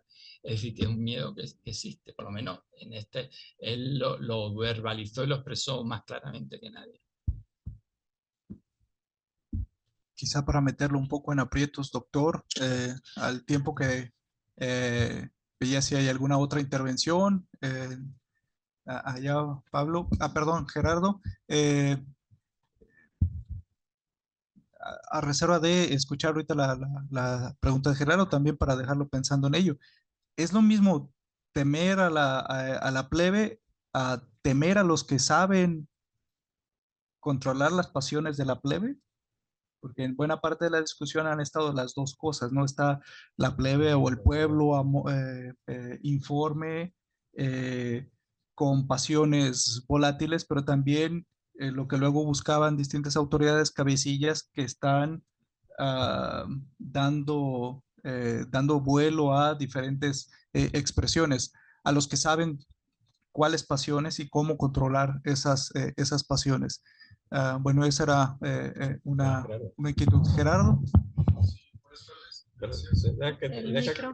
Deja que uses el micro. Usa el micro para los que están escuchando. Los que están en redes.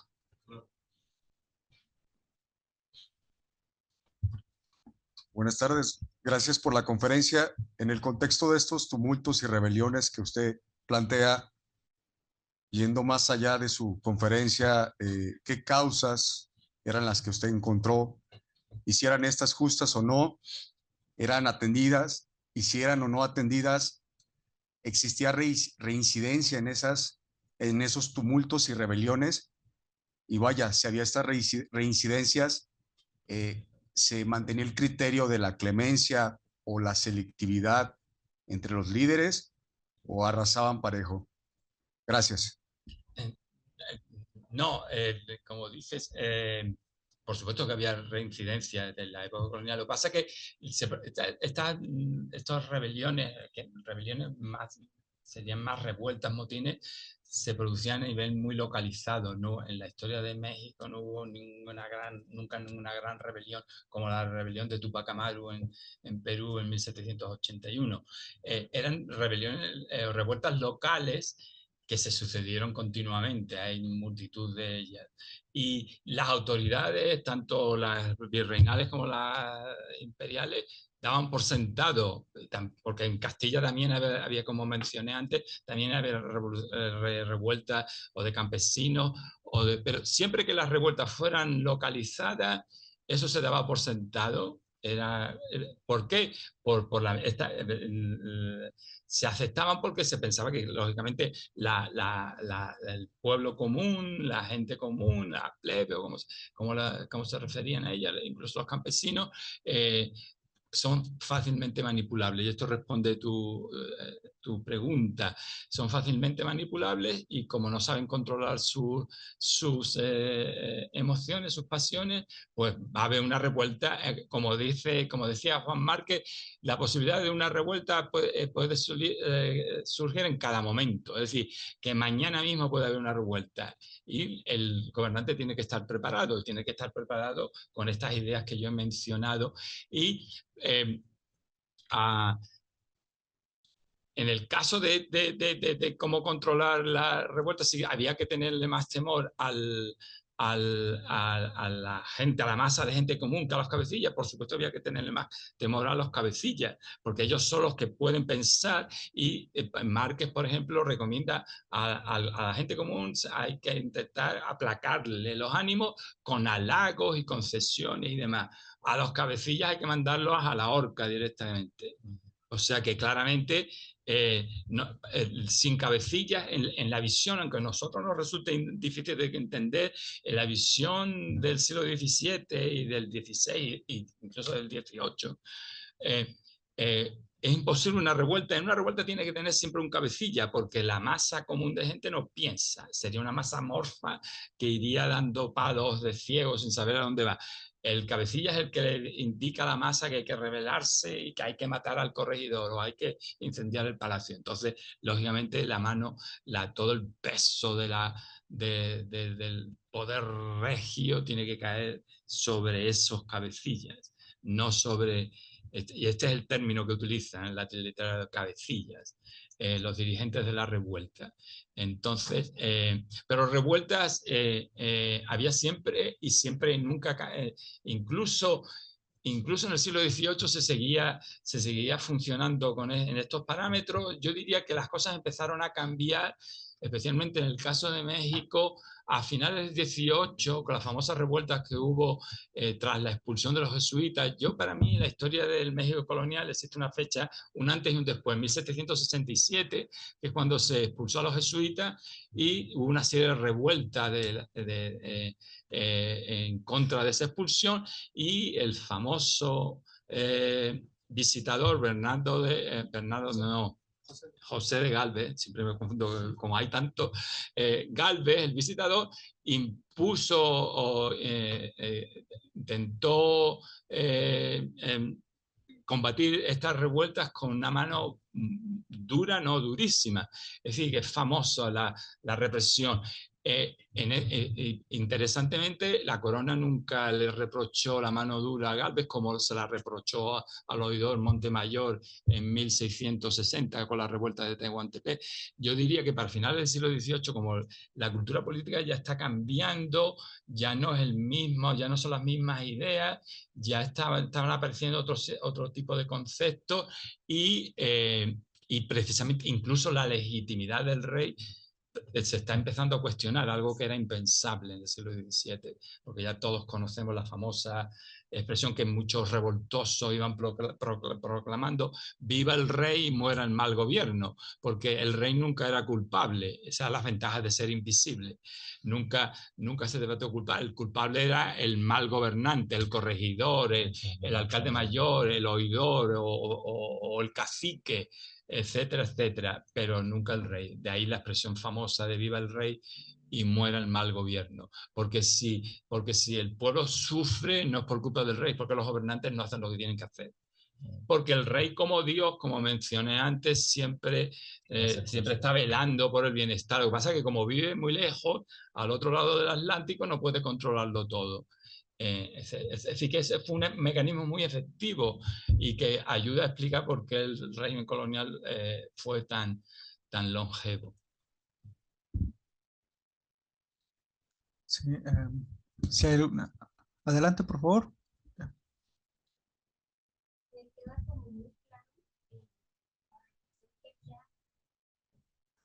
Sí, sí, por favor. Gracias. Gracias. Me queda muy claro cómo era la dinámica entre colonizadores y colonizados con respecto como a estas pasiones. Entiendo que el temor pues era por parte tanto, bueno, como de ambas partes, como mencionaba el doctor Cuco, por ejemplo, por parte de la corona, bueno, más bien de los colonizadores, este temor constante o incertidumbre de que siempre haya rebeliones, ¿no? Como temor en ese sentido. La ira y resentimiento por parte quizá como de los indios, de los colonizados, que era razón para hacer estos tumultos, y la clemencia también de los gobernantes al castigar, pero no entiendo muy bien en qué sentido el amor, el amor con quién, hacia quién o qué. No sé si fui claro.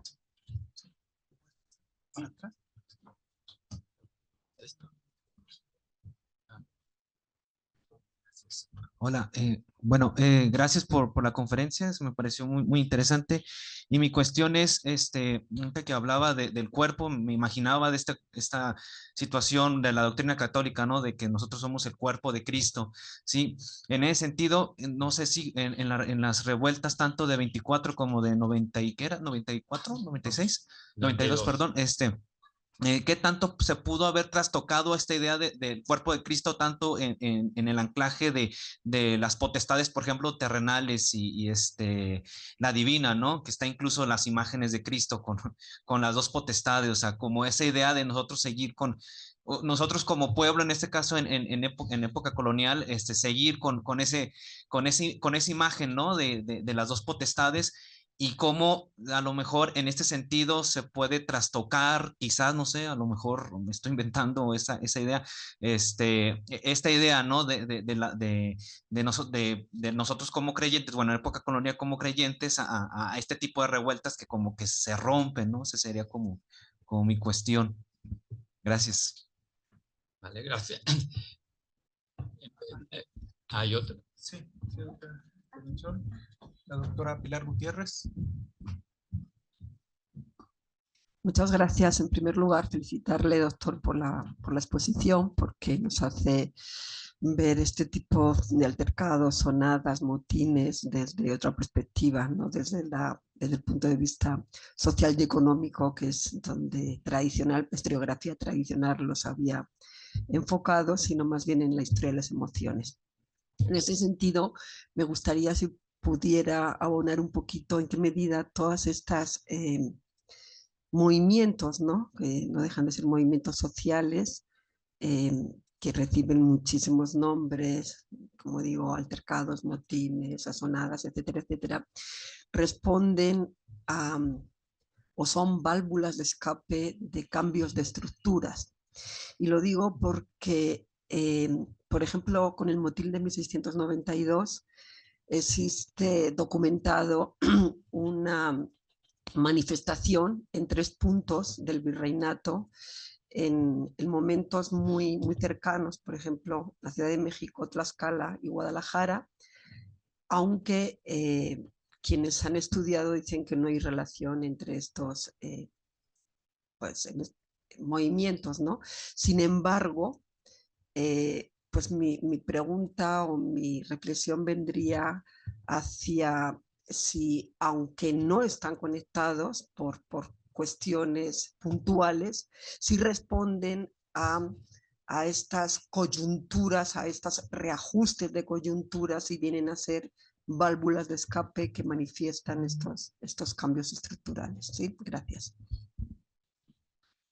Bueno, muchas gracias por las preguntas, todas muy interesantes y intentaré también ser breve porque se dan para mucho. La primera pregunta sobre la cuestión del amor, tienes toda la razón. Yo he hablado muy poco del amor, debería de haber hablado más, pero si lo hubiera hecho, seguiría dando mi conferencia. Tu pregunta era, ¿no veías cuál era la conexión entre el amor aquí? El amor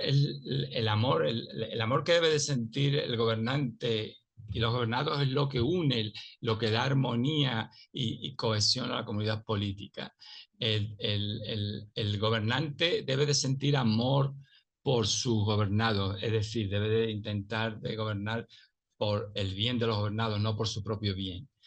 Mientras que los gobernados deben de sentir amor por el gobernante. ¿Por qué? Porque si es un gobernante justo y amoroso, podríamos decir, ellos van a estar bien gobernados porque saben que van a recibir justicia, no se van a cometer abusos contra ellos, etcétera, etcétera. Esto es un concepto del amor que nos resulta un poco difícil de entender y a mí me tomó tiempo realmente entenderlo pero en el siglo XVII estaba claro para la gente que pensaba sobre esas cuestiones, los gobernantes, pero hay que tener en cuenta que esto es un concepto que no se lo inventaron en el siglo XVII, viene de la época clásica. Por eso yo insistía en mi presentación de que tenemos que, si no entendemos a Aristóteles, no entendemos nada, porque esto también es un concepto que desarrolla Aristóteles en su famosa ética nicomaquea.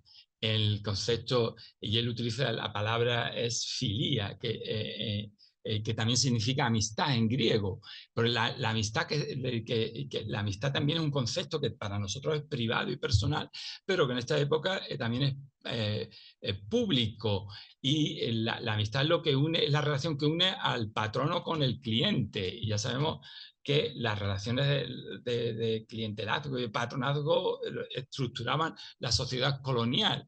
Los virreyes lo primero que hacían al llegar a la Nueva España era establecer una red de distribuir a sus clientes, que es a los miembros de su séquito, por todo el territorio, y estos individuos que recibían los favores del virrey, las mercedes del virrey, le estaban adeudados por una deuda de gratitud. Y esto les unía unos lazos de amistad, pero no amistad en el sentido personal como lo entendemos, sino, digamos, una amistad política, que era una sociedad bien organizada, una república bien organizada es aquella en la que existe la amistad entre los miembros de esa comunidad. Las revueltas lo que hacen es romper esa amistad, entonces hay que entender por qué se producen estas revueltas, aunque la explicación sería la manipulación de ciertos individuos que no están dispuestos a regirse por la justicia, etcétera, etcétera. Pero esta idea de que, y de hecho recuerdo se publicó un tratado a principios también del siglo XVII en el que el autor se preguntaba, ¿qué debe existir más amor entre el rey y su súbdito? ¿Quién debe de sentir más amor a quién? ¿El rey a su súbdito o los súbditos al rey?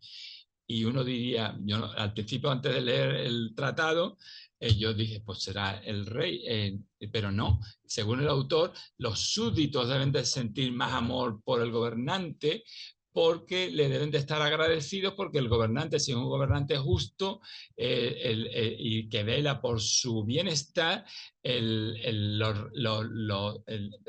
en cuenta que esta relación de amor también es desigual. No es una relación simétrica, es como las emociones.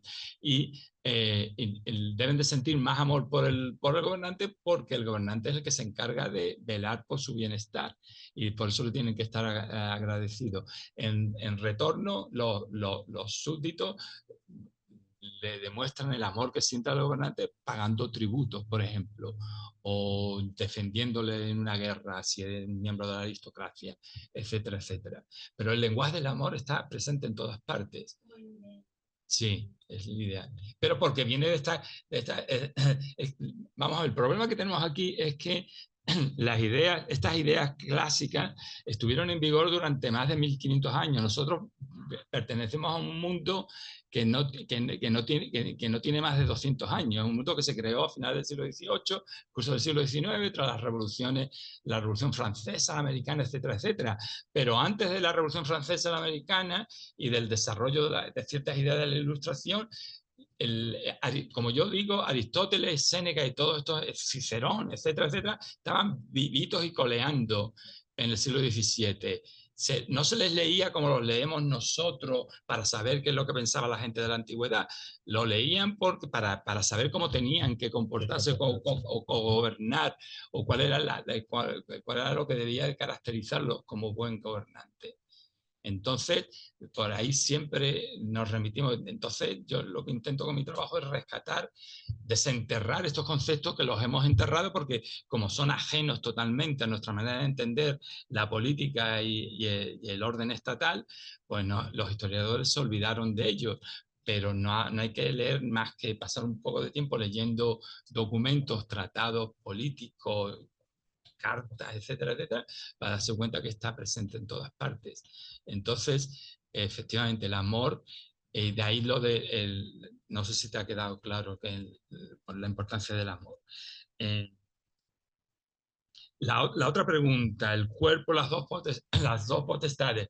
No, la respuesta a la pregunta, una revuelta no destruye esta idea. Me imagino que cuando hablabas de las dos potestades te refieres a la potestad divina y a la humana, al poder, a las dos majestades, la divina y la humana.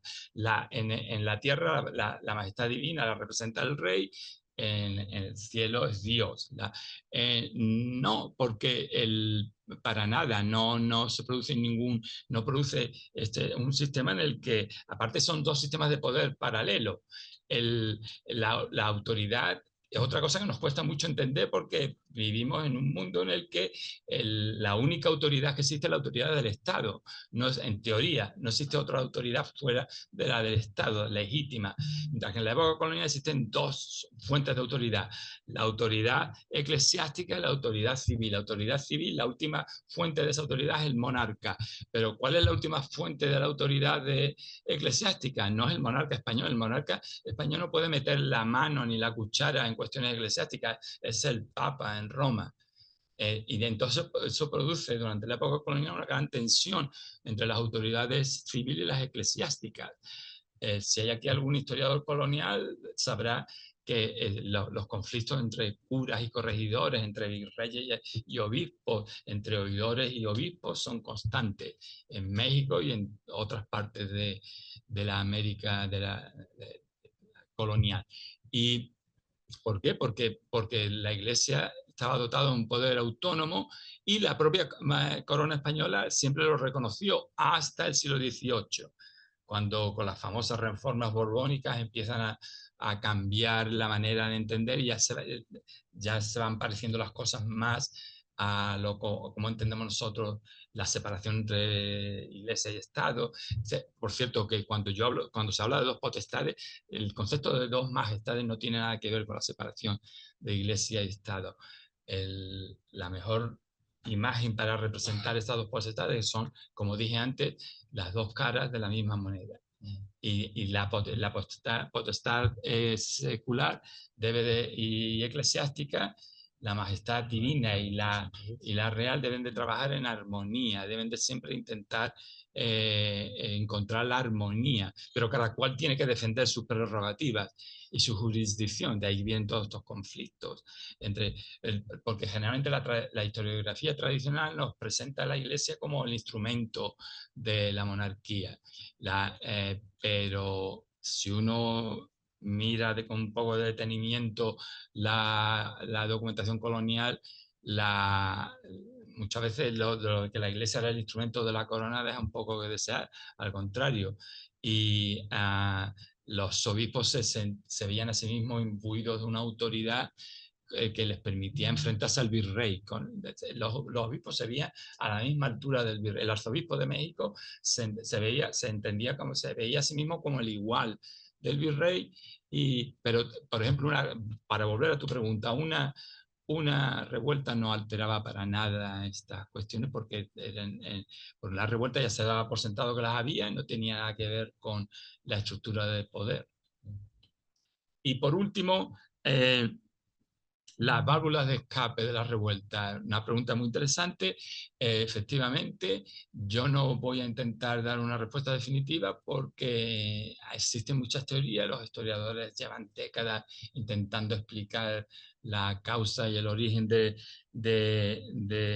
estas revueltas, pero es cierto, yo diría mi explicación, puesto que yo me centro en el estudio de la cultura política, de las emociones y demás, aparte puede que haya explicaciones socioeconómicas, evidentemente, las hay, no se puede negar y no deberíamos de ignorarlas, igual que los historiadores socioeconómicos han tendido a ignorar las cuestiones políticas, de cultura política, pero estas ideas que yo he estado presentando aquí eran ideas comunes, a nosotros nos pueden resultar un poco peculiares, pero en el siglo XVII yo diría que incluso la gente común participaba de estas ideas, podían tener su entendimiento mayor o menor de estas ideas, pero cuando iban gritando viva el rey, muera el mal gobierno, quiere decir que tenían un cierto concepto de cómo la sociedad debería de regirse.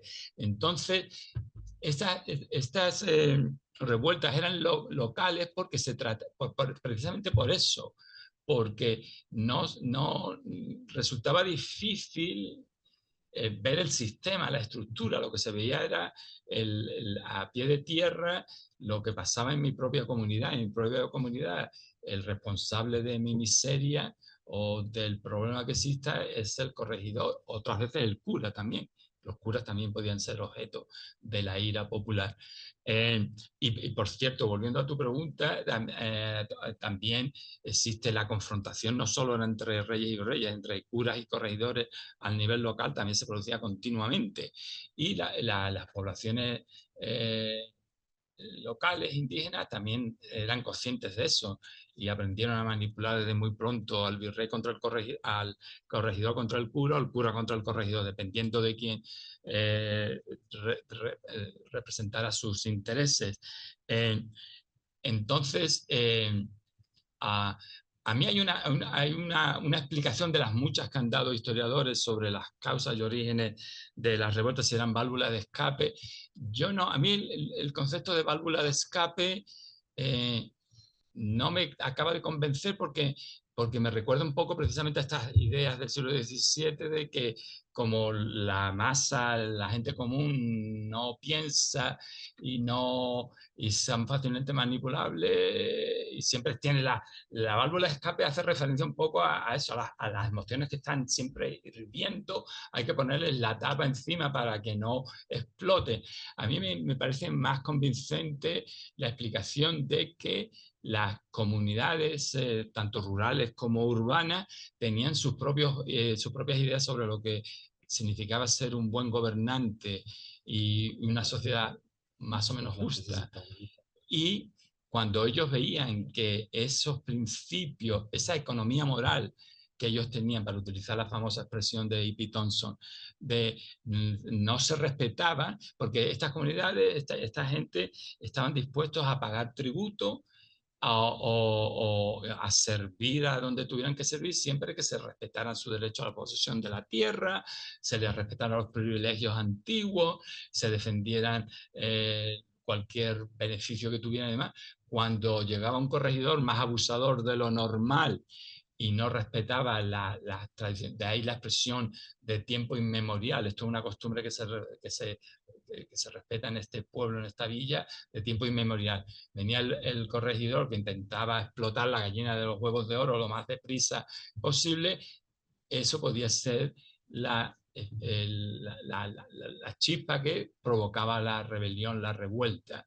A mí esa explicación me parece más convincente y más justa que la de válvula de escape porque no estamos negando que la gente común no tuviera ideas políticas, las tenían sus propias ideas políticas que participaban de las ideas políticas de la élite, porque estas ideas lo englobaban, lo impregnaban todo, y después el pueblo interpretaba a su manera o según su entendimiento. Es decir, por eso que el concepto de, aunque ya no se utiliza, no sé por qué, el concepto de economía, la economía moral del pueblo, la economía moral de la multitud, me parece más convincente que el concepto de válvula de escape, o una mejor explicación para entender por qué se producían estas rebeliones desde el punto de vista político, no desde el punto de vista económico o social.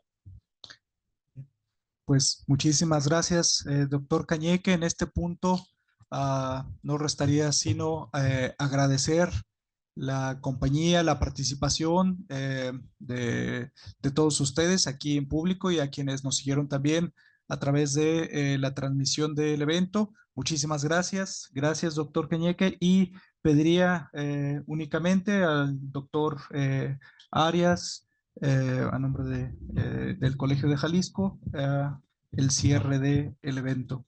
No, pues muchísimas gracias. Solamente para reiterarle a nuestro invitado que pase una estancia placentera aquí en la institución, y estoy haciendo aquí la labor de hacer la entrega formal de una constancia por su diálogo, esta conversación muy enriquecedora. Le agradezco muchísimo. Entiendo que va a estar aquí algunos días, y pues invitar a la comunidad del colegio, a los estudiantes y a la comunidad académica que se den la oportunidad de poder seguir conversando con nuestro invitado.